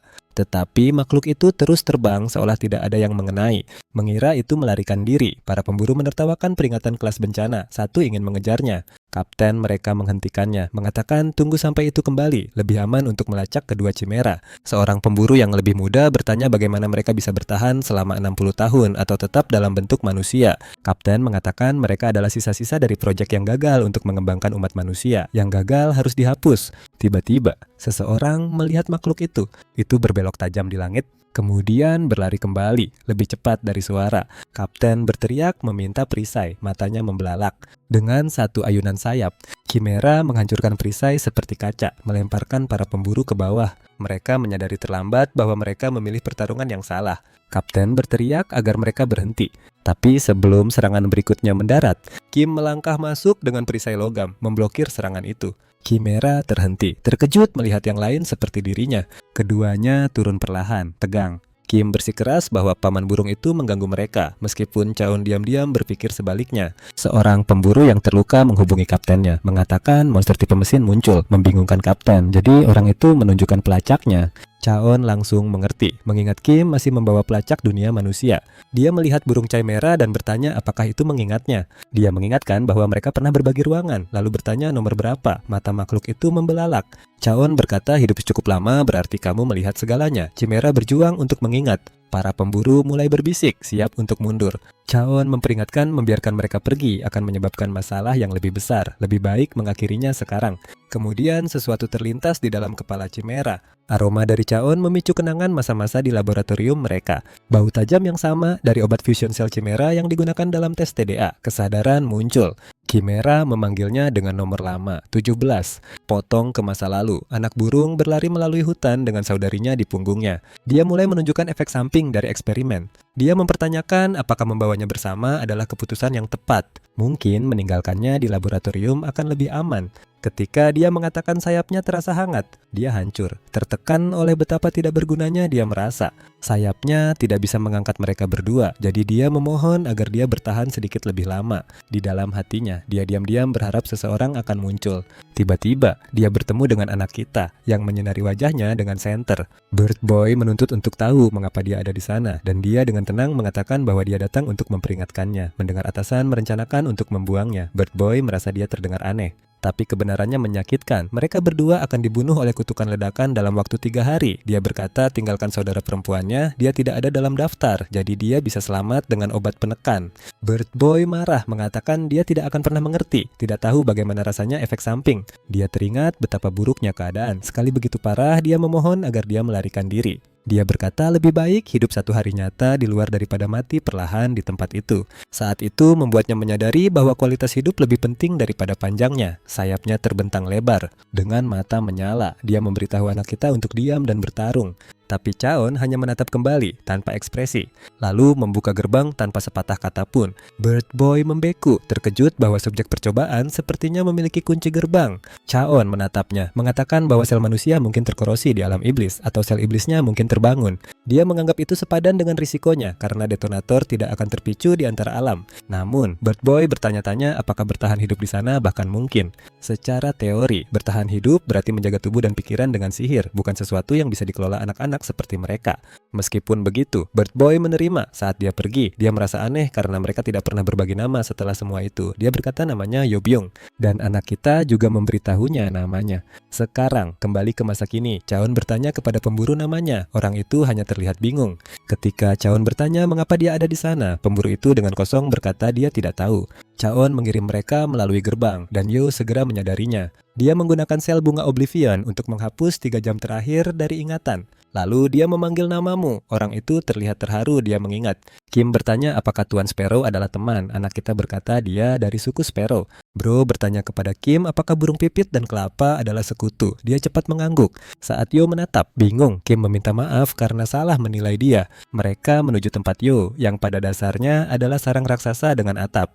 Di sana, semua orang menyantap hidangan kerang yang aneh. Rasanya seperti tidak ada yang pernah mereka rasakan sebelumnya. Kim ingin lebih, tetapi Yo meminta maaf karena kehabisan bahan. Goblin itu tidak peduli, dia berlari untuk menangkap 2 kali lipat kerang. Akhirnya sendirian. Yo mengatakan dia selamat menggunakan sel keabadian, lalu bertanya apakah anak kita pernah ingin membalas dendam. Chaeyeon mengatakan pemikiran itu muncul, tetapi hidupnya baik-baik saja sekarang. Saat dia membalikan pertanyaan itu, Yo mengatakan dia masih memiliki kutukan, berdetak seperti kembang api. Anak kita mencatat betapa baiknya Yu menggunakan sayapnya, lalu bertanya apakah dia bisa kembali menjadi manusia lagi. Yuko mengatakan dia bisa, tetapi tidak mau. Wajah saudarinya terjebak seperti itu. Dia tidak akan kembali normal jika dia tidak bisa. Setelah itu, anak kita bertanya apakah dia tahu dia hanya memiliki waktu 1 bulan tersisa. Yuta terkejut, dia tahu itu. Dia teringat kembali pada apa yang terjadi setelah meninggalkan bumi. Dia berlatih tanpa henti, membangun mana untuk bertahan hidup dari energi iblis. Segalanya seimbang untuk sementara, mana dan energi hidup berdampingan.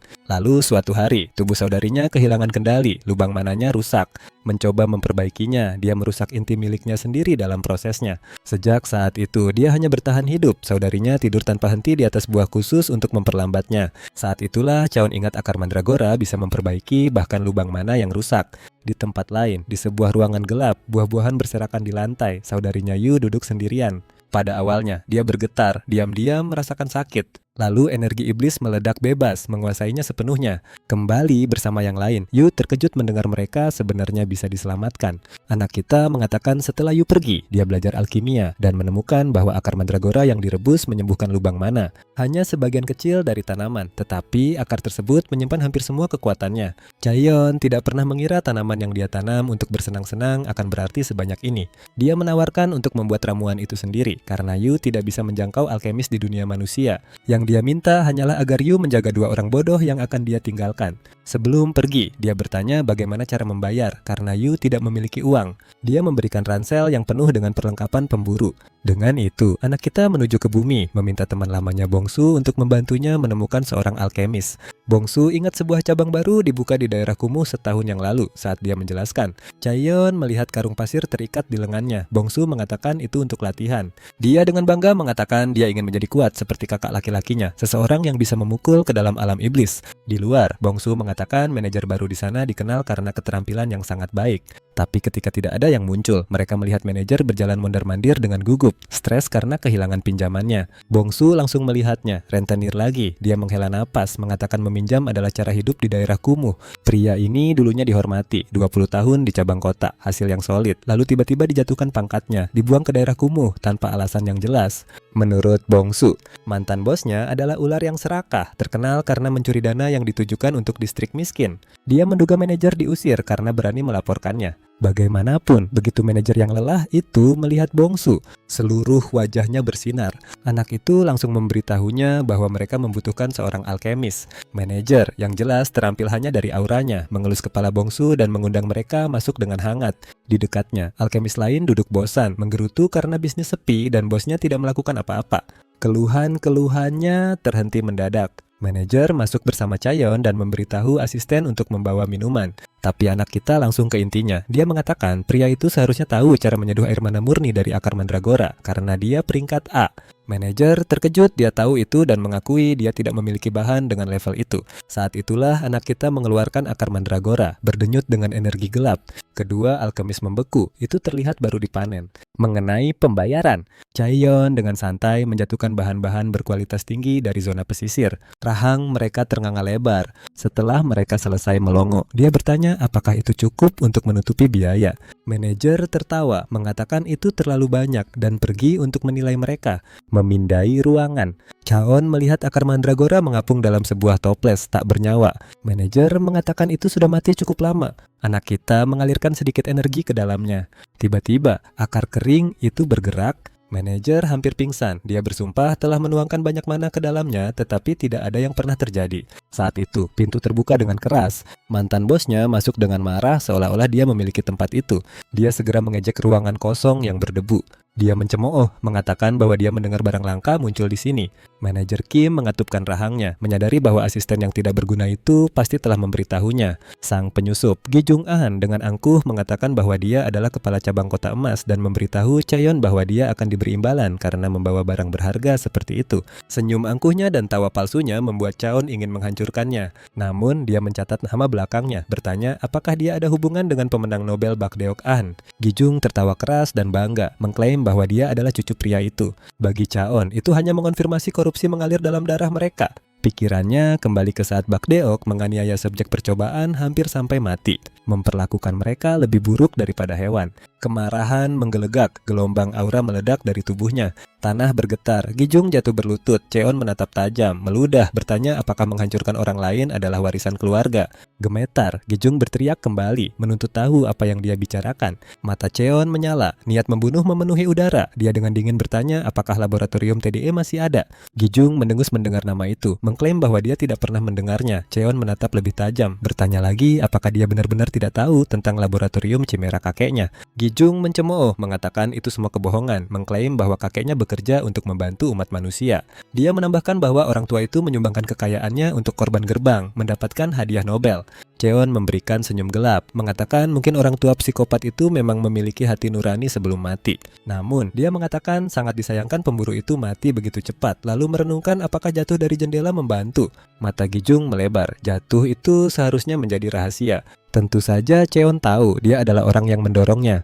Ilmuwan itu mengancam akan melempar anak-anak Chimera ke dalam portal, jadi Chaeyeon memberinya sedikit rasa. Lalu dia memerintahkan Gi Jung untuk menggali apa yang tersisa dari laboratorium, mengatakan bahwa sangat gila bertemu cucu Bak Deok sekarang. Dia baru berusia 9 tahun ketika ilmuwan yang menyimpang itu menyuruhnya diculik. Setelah eksperimen, dia menjadi alat, menuruti perintah tanpa berpikir, waktu menghilang. Saat ini, laboratorium bisa saja beroperasi dengan nama baru. Saat itu, manajer Kim masuk, membawa 2 botol air mana hijau yang bersinar. Chaeyeon mengangguk, terkesan dengan kerja cepat. Manajer mulai menghitung biaya material dengan ketelitian yang tenang. Chaeyeon menawarkan kesepakatan pribadi, dia akan menyediakan barang langka. Alkemis menyeduh semuanya. Tawaran itu membuat Paman Bulat terdiam. Dia terpuruk, menangis, menyadari bahwa dia akhirnya bisa membeli kembali gedungnya dan melunasi utangnya. Ketika Chaeyeon bertanya mengapa dia menangis, manajer itu membagikan kisahnya dari daerah kumuh. Orang tuanya meminjam pinjaman besar, hanya agar dia bisa belajar, meski mereka hampir tidak punya makanan. Dia bekerja tanpa henti untuk membayarnya, tetapi tidak ada pekerjaan yang pernah membayar cukup. Chaeyeon berjanji dia akan selalu memiliki pekerjaan sekarang, lalu berbalik untuk pergi. Berharap tidak ada yang salah saat dia pergi, tetapi hal-hal jarang tetap tenang untuk waktu yang lama. Kembali di alam iblis, saudara perempuan Yu kehilangan kendali. Dia masih tidak mau melawannya. Dia memohon padanya, memintanya untuk kembali. Dia meraih wajahnya dan melemparkannya seperti mainan. Dia terbaring diam, berpikir mungkin ini sudah berakhir. Kemudian dia melihat Kim dan Gu dan mengingat janji yang dia buat. Kekuatan kembali, dia melompat kembali, siap untuk bertindak. Dia menyerang saudara perempuannya, siap mengakhiri rasa sakitnya, berharap dia menemukan kedamaian. Tetapi sebelum mereka bertabrakan, seseorang mendarat dengan keras, sebuah ubur-ubur terbang di antara mereka, memisahkan mereka seketika. Birdman membeku dalam keterkejutan. Kemudian kemarahan mendidih saat dia melihat sahabatnya baru saja menghantam saudara perempuannya dengan kendaraannya. Mengabaikan segalanya, dia menuntut untuk tahu apakah ramuan itu berhasil. Pahlawan kita tersenyum dan mengangkat 2 vial hijau bercahaya seperti yang dijanjikan. Malam itu, setelah makan malam, kelompok itu bersantai. Saudara perempuan Yu Jia perlahan-lahan bergerak di samping Kim. Dia bertanya-tanya apakah ini nyata atau jika dia sudah mati. Berbalik, dia melihat saudaranya dan seorang asing di dekat api. Haon melirik. Dia panik, bingung dengan wajah-wajah asing di sekitarnya. Birdhead tersenyum lembut dan menyuruhnya untuk memeriksa lubang mananya.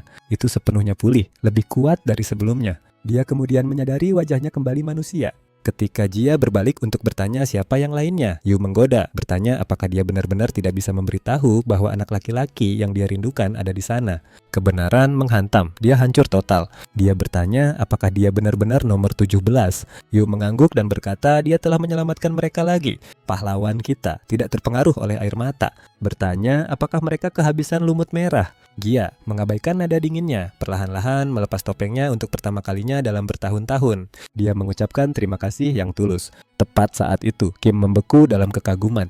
Peri laut emas menari di permukaan air. Jia menjelaskan bahwa mengikuti mereka setelah matahari terbit, mengarah ke kuarsa kuning dekat sarang mereka. Itu memicu kejutan dalam diri pahlawan kita. Dia benar-benar lupa bahwa kuarsa adalah alasan dia datang. Sementara itu, di dunia manusia, agen melapor kepada direktur, pemburu gagal mengambil mesin binatang, tetapi itu bersembunyi di dekat pantai. Direktur mengernyit, bingung. Anaknya mengatakan setiap peringkat A yang pergi ke sana kembali tanpa ingatan, tetapi pelacak masih terkunci pada target.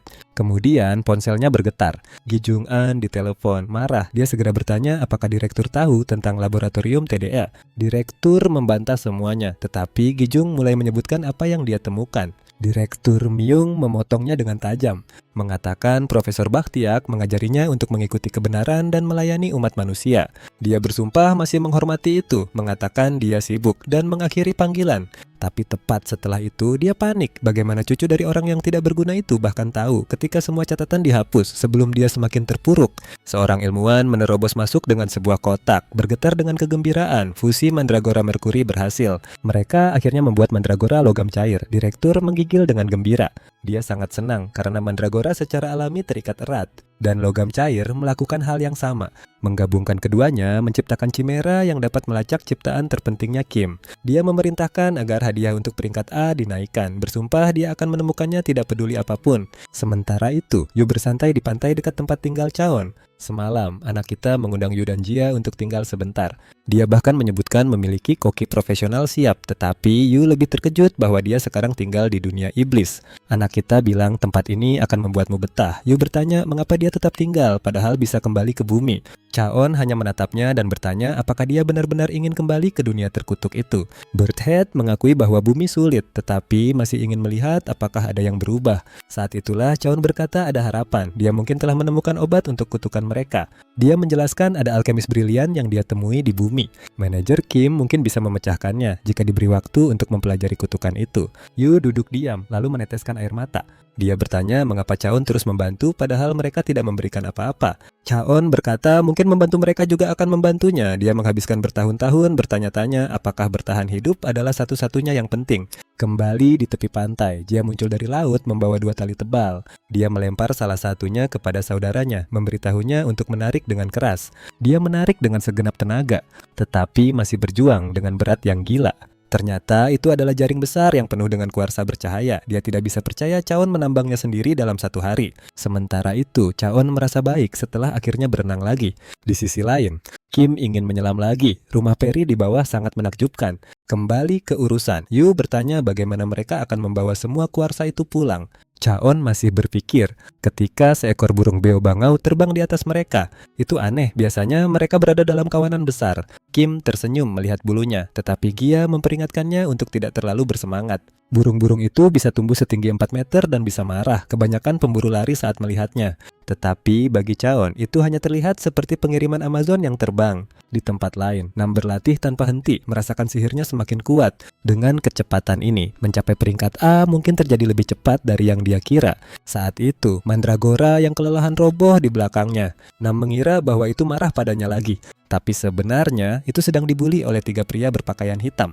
Salah satu dari mereka melihat kepala Nam yang bersinar dan bercanda tentang dia yang tinggal di pegunungan. Nam dengan cepat menyembunyikan kepalanya, merasa canggung. Dia terkejut bahwa orang-orang brengsek yang sama dari ujian itu entah bagaimana menemukannya di sini. Sebelum dia bisa bergerak, trio Mandragora melangkah maju seperti penjaga tubuh yang bercabang. Para pemburu panik, tanaman ini lebih berharga dari emas. Satu pria mencoba berpura-pura menenangkan anak anjing. Itu membuat Nam marah. Orang-orang ini sangat berarti bagi tuanku.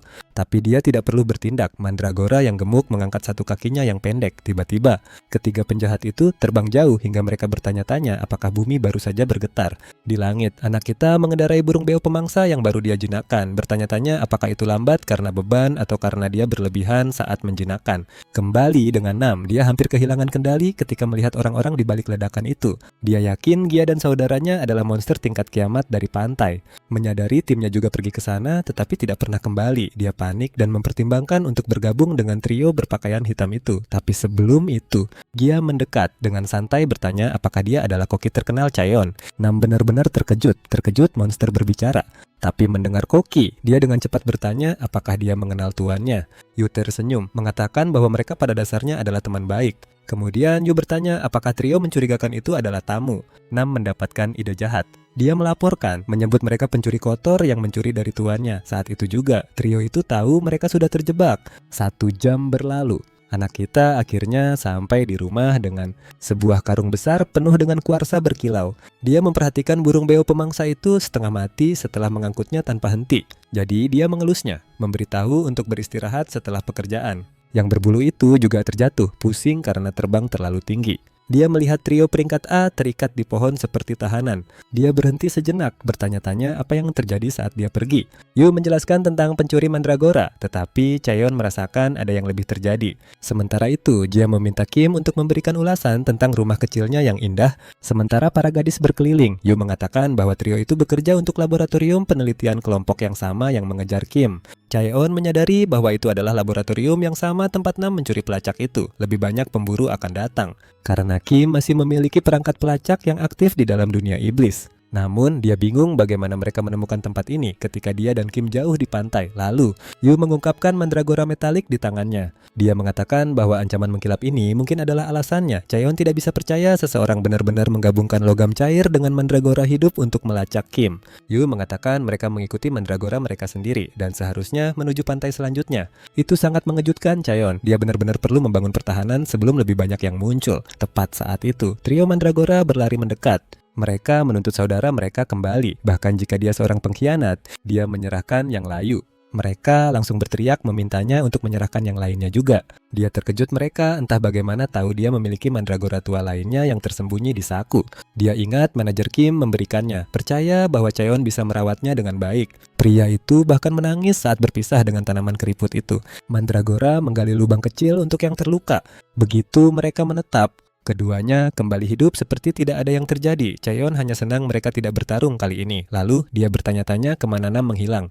Tepat pada waktunya, Gia berteriak dari atas. Di satu tangan dia memegang seorang pria botak yang berusaha untuk bersatu kembali dengan tuannya. Dan di tangan lainnya, Kim yang bersemangat melambai-lambai. Tentu saja, anak kita memegang Nam dengan jarak lengan saat pria itu menangis dan melompat untuk memeluk. Dia bertanya kepada Gia mengapa Nam terlihat seperti pengemis yang tersesat. Dia mengatakan bahwa Nam hampir dimakan hidup-hidup oleh piranha di danau seperti orang bodoh. Nam bersikeras bahwa semua itu demi menemukan bahan terbaik untuk memasak sesuatu yang enak bagi tamu tuannya. Dia meminta waktu sejenak untuk menyiapkan makanan. Kemudian dia melihat burung beo vultur yang bersantai di dekatnya dan langsung berpura-pura mengalami serangan jantung dramatis lainnya. Pahlawan kita memberitahunya untuk berhenti berpura-pura dan segera mulai memasak. Di tempat lain, Kim menemukan mandragora mengkilap yang diam-diam tidak melakukan apa-apa. Tertarik seperti balita yang penasaran, dia menjulurkan tangan untuk menyentuhnya. Begitu dia bersentuhan, sesuatu yang aneh mulai bergerak. Kemudian saudara-saudara burung terdiam melihat hidangan Nam. Itu adalah sepiring nasi kari kimchi yang mengepul. Nam menghabiskan berjam-jam untuk setiap detail, menciptakan sesuatu yang bahkan akan dikagumi Chef Ramsay. Semua orang langsung menyantap tanpa ragu. Namun, Chaeyeon memperhatikan Kim hampir tidak menyentuh makanannya. Dia bertanya apakah ada yang salah. Dia mengatakan bahwa dia tidak merasa baik. Dia pergi untuk istirahat, tetapi Chaeyeon langsung curiga bahwa mandragora metalik yang mengganggunya. Saat matahari terbenam, mandragora terkubur di tanah. Tiba-tiba merasakan energi aneh. Tepat saat Chaeyeon menyarankan untuk membangun pagar agar bisa berolahraga. Dia juga merasakannya. Sebuah gerbang terbuka di belakang rumah. Kim berdiri di depannya, yakin bahwa tinggal bersamanya hanya membawa bahaya. Jadi dia memilih untuk kembali ke tempat dia berasal. Menggenggam mandragora metalik, dia mengucapkan selamat tinggal dan menghilang ke dalam portal. Tapi dia menangkap tangannya di detik terakhir, memberitahunya bahwa dia seharusnya berada di sini. Mendengar itu, Kim menangis lagi. Chaeyeon menyadari bahwa dia benar-benar tidak boleh membiarkan anak-anak keluar dari pandangannya. Beberapa saat kemudian, Si nakal kecil sudah menyeruput ramen seolah tidak ada yang terjadi. Dia bersinar dengan kebahagiaan. Tetapi Gia mengingatkannya bahwa lain kali dia bahkan berpikir untuk pergi. Kakak besar tidak akan memberinya kemudahan. Dia menyeruput terlalu cepat dan membakar lidahnya. Nam memberinya beberapa obat tua yang digunakan ibunya. Yu bahkan mengingatnya dari masa-masa di laboratorium mereka. Setelah beberapa tegukan, dia duduk di samping Cheon, akhirnya tenang. Dia meminta maaf karena menakut-nakutinya, tetapi dia memberitahunya bahwa itu bukan salahnya. Kesalahan sebenarnya terletak pada mereka yang membuatnya. Dengan itu, dia menjadi serius menanyakan apakah ada orang dari suku kelapa yang baik. Dia tidak ingin menyakiti orang yang salah saat mereka menyerbu laboratorium. Kim memberitahunya semua yang dia tahu. Dia tidak perlu lokasi itu, Nam tahu itu di luar kepala. Sementara itu, pria botak bersiap untuk membalas sampah peringkat A. Ketika dia melepas penutup mulutnya, peringkat A segera menawarkan suap, mengklaim bahwa dia kaya dan bisa membayar banyak. Bersumpah dia akan menjaga mulutnya tentang semuanya. Nam membungkamnya, menunjukkan kartu hitam yang hanya dibawa oleh elit. Badut botak itu terkekeh, terkejut balas dendamnya datang langsung kepadanya. Peringkat A mencoba menertawakannya, tetapi Nam tetap dingin. Nam mengambil 3 bola gelap yang terbuat dari ramuan kekosongan. Dia belum pernah menguji seberapa parah alerginya. Namun, dia berpikir ini mungkin bisa memperbaiki sikap mereka yang busuk. Lalu dia menghantamkan bola-bola itu ke wajah mereka. Keesokan harinya, Kim tertawa sambil bermain dengan bola berbulu. Yu bertanya apakah dia benar-benar berencana untuk menyerang lab. Dia mengangguk, lalu memberitahu Yu untuk mengawasi Kim saat dia bergabung dengan Nam dan Master Gu. Saat itu juga, si botak muncul, tersenyum, ransel penuh. Dia sangat senang bertemu Alchemist Top. Orang itu mungkin akhirnya bisa menyembuhkan kondisinya yang tidak bisa disembuhkan. Dia memperingatkan mereka terlalu mencolok, menyuruh mereka untuk menyamarkan diri. Nam mengangkat bahu, sampai dia melihat wanita bertopeng dan langsung mengubah pikirannya. Sayangnya, dia memberikan topengnya kepada anak kita, dan itu hampir tidak muat. Saat itulah Nam menyadari dia benar-benar jatuh cinta. Dengan tenang dan tegas, dia memberitahunya bahwa dia bukan pemain dan berarti setiap kata. Lalu dengan berani bertanya tipe pria seperti apa yang dia suka. Kamu dan Chaon lebih baik ambil popcorn, ini semakin panas dengan cepat. Gia juga tidak bercanda, jadi dia memikirkannya dengan serius. Setelah jeda yang tebal, dia mengatakan bahwa dia harus mencolok, menari dengan baik, dan memiliki bulu yang tebal. Itu langsung menghancurkan ego Nam. Dia memohon kepada anak kita untuk membawanya ke alkemis sekarang juga. Sementara itu di bumi, warga sipil menatap dengan cemas saat portal besar terbuka. Ketika seekor burung beo raksasa muncul, mereka panik dan bergegas melaporkannya. Nam menyebutkan betapa ketakutannya semua orang terlihat. Anak kita berkata terbang lebih baik bagaimanapun. Orang itu kemudian bertanya kemana mereka akan pergi. Dengan tenang, anak kita mengingatkan Nam bahwa dia adalah pemandu di sini. Terbang di atas burung biru di langit biru, dia menamainya Biru.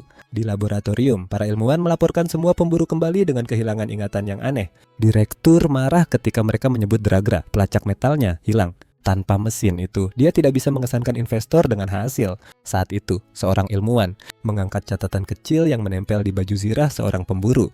Tertulis sampai jumpa, direktur meledak kepada tim yang ketakutan. Dan kemudian, jendela di belakangnya meledak. Anak kita jatuh langsung masuk. Ternyata, kehilangan 1 bulu ekor merusak kendali. Kilas balik saat Nam menjelaskan di mana institut itu berada. Tapi dia masih merasa tidak nyaman mengetahui bahwa laboratorium itu adalah yang terkuat di negara ini. Judul berita bahkan membicarakan bagaimana mereka membangun mesin hidup. Nam khawatir mereka sedang mencari masalah dengan raksasa. Tapi melihat gurunya tetap tenang memberinya sedikit keberanian. Hingga dia melihat 1 bulu ekor yang hilang. Anak kita berkata Biru sudah seperti itu saat dia menemukannya. Bulu yang hilang itu menjadikan Biru target, diusir oleh kawanan. Sejak saat itu, dia anehnya ceria. Setelah penerbangan yang panjang, mereka akhirnya menemukan laboratorium yang terkubur di pegunungan. Dia memberitahu Biru untuk melaju dengan kecepatan penuh, tanpa belok. Biru mengunci dan menyelam seperti misil ke arah bangunan. Di dalam, para ilmuwan bercanda mungkin Elon baru saja memulai Perang Dunia Ketiga setelah debu menghilang. Seorang ilmuwan mendapatkan close-up Biru, dan langsung kehilangan akal karena ketakutan. Selanjutnya, benang bercahaya menjebak mereka semua. Nam bertanya mengapa tidak masuk dari depan, tetapi dia berkata dia langsung menuju ke atas di mana direktur berada. Para ilmuwan berteriak, bertanya siapa orang ini. Dia berkata, saya pelindung Kim Nari. Kemudian anak kita merasakan sesuatu yang gelap di udara, sangat kuat dan berbahaya. Potong ke menara asosiasi pemburu. Presiden Lee memberitahu cucunya yang dimanjakan untuk akhirnya berkomitmen. Si brengsek itu bilang dia baik-baik saja, dia sudah peringkat C, tidak seperti kakeknya. Dia meminta lebih banyak uang, orang tua itu menyesali telah memanjakannya. Bahkan sekarang, dia tidak mau mengambil pekerjaan meskipun dia sudah tua. Saat kecil, dia ingin menjadi pahlawan seperti para pemburu di TV. Tapi sekarang, para pemburu itu hanya mengambil pekerjaan yang aman dengan bayaran baik. Itulah mengapa Chimera diciptakan, untuk menghindari risiko kehilangan nyawa. Tapi sekarang, laboratorium Chimera mematok harga yang gila. Wilayah yang terlalu miskin untuk membayar dibiarkan terbuka lebar. Presiden mengatakan melindungi nyawa seharusnya tidak tergantung pada uang. Itulah mengapa posisinya memiliki bobot paling besar. Tapi setiap kandidat serakah jika satu mengambil alih, mafia pemburu bisa muncul. Harapan terakhir orang tua itu adalah cucunya yang terampil untuk memimpin. Dia tidak pernah bisa, terjebak di peringkat C. Anak itu tiba-tiba berbalik. Tapi sebelum dia berbicara, laporan masuk tentang burung beo pemangsa di daerah kumuh. Presiden bertanya siapa yang menangani itu. Pria itu mengatakan tidak ada pemburu yang mengambil misi itu. Itu membuatnya marah karena pekerjaan di daerah kumuh tidak membayar. Dia memberitahunya untuk memberitahu semua laboratorium Chimera. Dia akan menangani sendiri. Secara mengejutkan, Bayek mengatakan dia juga akan pergi. Kembali di dalam laboratorium, Chaon menyadari mana jahat berasal langsung dari seorang peneliti berambut putih. Dia tidak menahan diri. Benangnya merobek ancaman dalam sekejap. Tapi ilmuwan itu mencair menjadi logam yang bergerak. Nam membeku, menatap Chimera yang menyamar sebagai manusia. Hama namar sebagai manusia.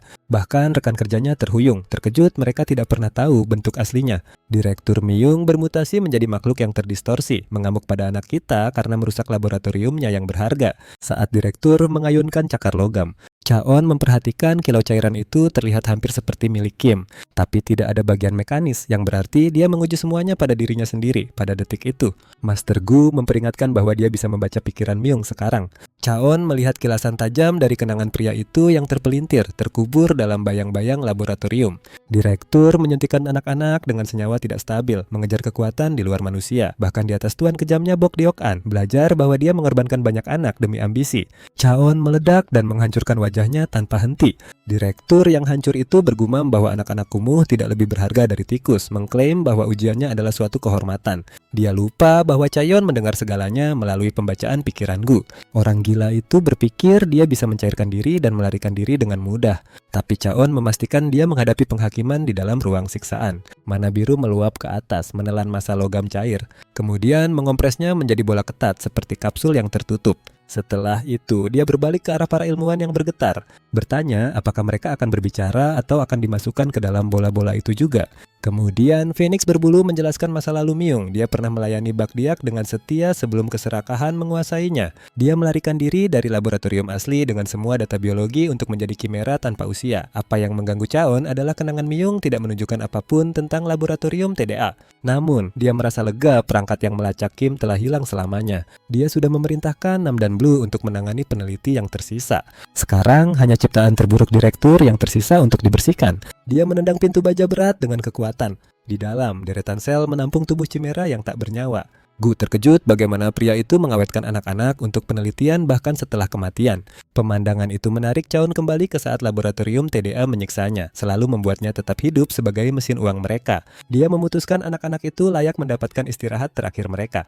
Tiba-tiba, makhluk kecil mirip rubah melangkah keluar, tertarik oleh aroma yang familiar. Dia segera tahu bahwa dia adalah salah satu teman Kim. Dia dengan lembut bertanya apakah dia tahu sesuatu tentang makhluk mekanis. Dia bersinar ketika mengetahui mereka mengenal Kim, dan cepat bertanya apakah dia aman. Ketika dia mengatakan bahwa dia akhirnya hidup bebas di dunia iblis bersamanya, matanya hangat dengan air mata. Dia mengatakan bahwa dia menunggu Kim sepanjang waktu ini dan merasa lega dia selamat. Kemudian dua teman Kim yang tersembunyi muncul diam-diam dari pintu. 4 tupai yang belum pernah dia temui mengikuti mereka. Ketika dia bertanya apakah ada yang selamat, Foxy mengatakan sisanya dijual atau dihapus. Mendengar itu, dia membuka portal ke alam iblis, memberikan tempat aman bagi para penyintas untuk tinggal. Tak lama setelah itu, Presiden Lee dan cucunya tiba di laboratorium. Mereka tertegun, menyadari bahwa target sebenarnya bukanlah kawasan kumuh. Asap mengepul dari reruntuhan. Beck melihat burung beo pemangsa berputar-putar, lalu melihat seorang pria bertopeng menungganginya seperti tunggangan modifikasi dari Minecraft. Sementara itu, anak kita dengan tenang memeriksa apakah Nam telah mengamankan para peneliti. Anjing setianya mengatakan mereka semua sudah dipindahkan dengan aman. Nam bertanya-tanya mengapa dia tidak langsung menghapus ingatan para saksi. Chaon mengatakan dia meninggalkan mereka dengan alasan. lalu bertanya siapa dua orang di bawah itu. Nam mengatakan itu Presiden Lee dan cucunya. Dia menduga laporan mendesak menarik mereka ke sini. Chaon mendengar nama itu dan memutuskan untuk bermain-main dengannya. Tiba-tiba, dia melemparkan pokeball ke arah pria tua itu. Presiden melihatnya dan menatap dengan terkejut. Sudah lama sejak dia melihat segel mana yang begitu kuat. Segel ini hanya bisa pecah jika orang yang mencoba memiliki lebih banyak kekuatan daripada penciptanya. Dia bertanya-tanya siapa yang bisa menjebak seseorang seperti Direktur Mayong. Timnya melaporkan tidak ada kematian setelah kejadian itu. Namun laporan aneh terus datang. Tim direktur mengklaim dia adalah Chimera yang menyamar. Mereka juga mengatakan bahwa penyusup menyelamatkan semua staf setelah membakar laboratorium. Mendengar itu, direktur bertanya-tanya apakah itu anak yang dia kira sudah lama pergi. Di atas awan, pahlawan kita memutuskan sudah saatnya kembali ke alam iblis. Nam ingin memeriksa kulit kepalanya yang bersinar, tetapi berisiko tinggal dengan asosiasi yang mengawasi. Malam itu, Kim terbangun karena suara keras di luar. Dia melangkah keluar, tidak yakin siapa yang akan berkunjung larut malam ini. Di sana, dia menemukan seorang pria terjatuh dengan wajah setengah tertutup.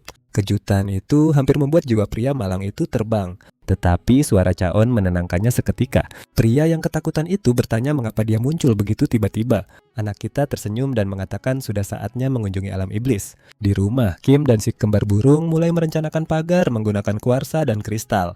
Anak itu terpesona saat Yu menempelkan kuarsa di atas kristal yang bersinar untuk membuat lampu. Beberapa saat kemudian, sebuah portal terbuka di belakang mereka. Kim mengharapkan Chaon, tetapi sebaliknya. Semua Chimera Lab jatuh keluar dan menumpuk seperti pakaian yang terjatuh. Si kembar burung menatap, bingung mengapa dia mengirimkan makhluk lemah seperti itu. Kim melarikan diri dan bersembunyi di belakang rumah dengan malu. Sementara itu, Sasa berdiri tegak, berusaha keras untuk terlihat seperti pemimpin. Namun, Chimera pohon kecil mengabaikannya dan melangkah ke dalam tanah kebun yang subur. Kekacauan meletus ketika penghuni asli kebun menangkap penyusup di wilayah mereka. Tak lama setelah itu, anak kita kembali ke alam iblis bersama Nam dan Kim. Manajer terkejut. Betapa banyak yang dibangun Chaon di dunia yang begitu primitif. Pria besar itu terpesona oleh struktur gila yang dibuat dengan sisa-sisa. Namun, Chaon memperhatikan Kim yang bersembunyi di belakang pohon alih-alih bersatu kembali. Dia bergegas pergi, memberitahu Nam dan manajer untuk tetap di tempat.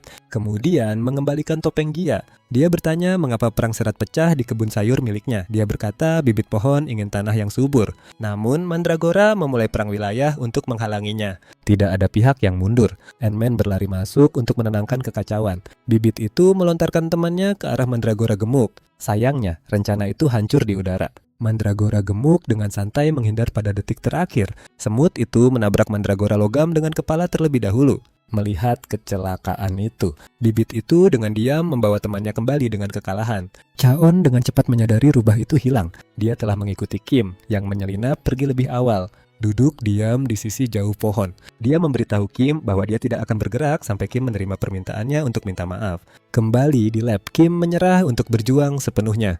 Kutukan itu tidak bekerja padanya, jadi tidak ada yang bisa memaksanya untuk bertarung. Setiap pertandingan berperingkat, dia membiarkan dirinya kalah dengan sengaja. Itu membuat para ilmuwan berpikir bahwa dia terlahir lemah. Meskipun dibuat untuk bertarung, dia menolak kekerasan. Tapi Direktur Myung tidak peduli. Dia berpikir bahwa mengubah kepribadian itu mudah. Dia menempatkan Chimera lemah di kamarnya agar mereka menjadi teman dekatnya. Kemudian mengutuk teman-teman itu untuk melawannya. Dia percaya pengkhianatan dari teman lebih menyakitkan daripada bekas luka manapun. Setelah menghancurkannya secara emosional, dia memberitahunya bahwa teman setianya adalah kebohongan dan dia akan mati. Kecuali dia menyerang lebih dulu dan menghancurkan mereka.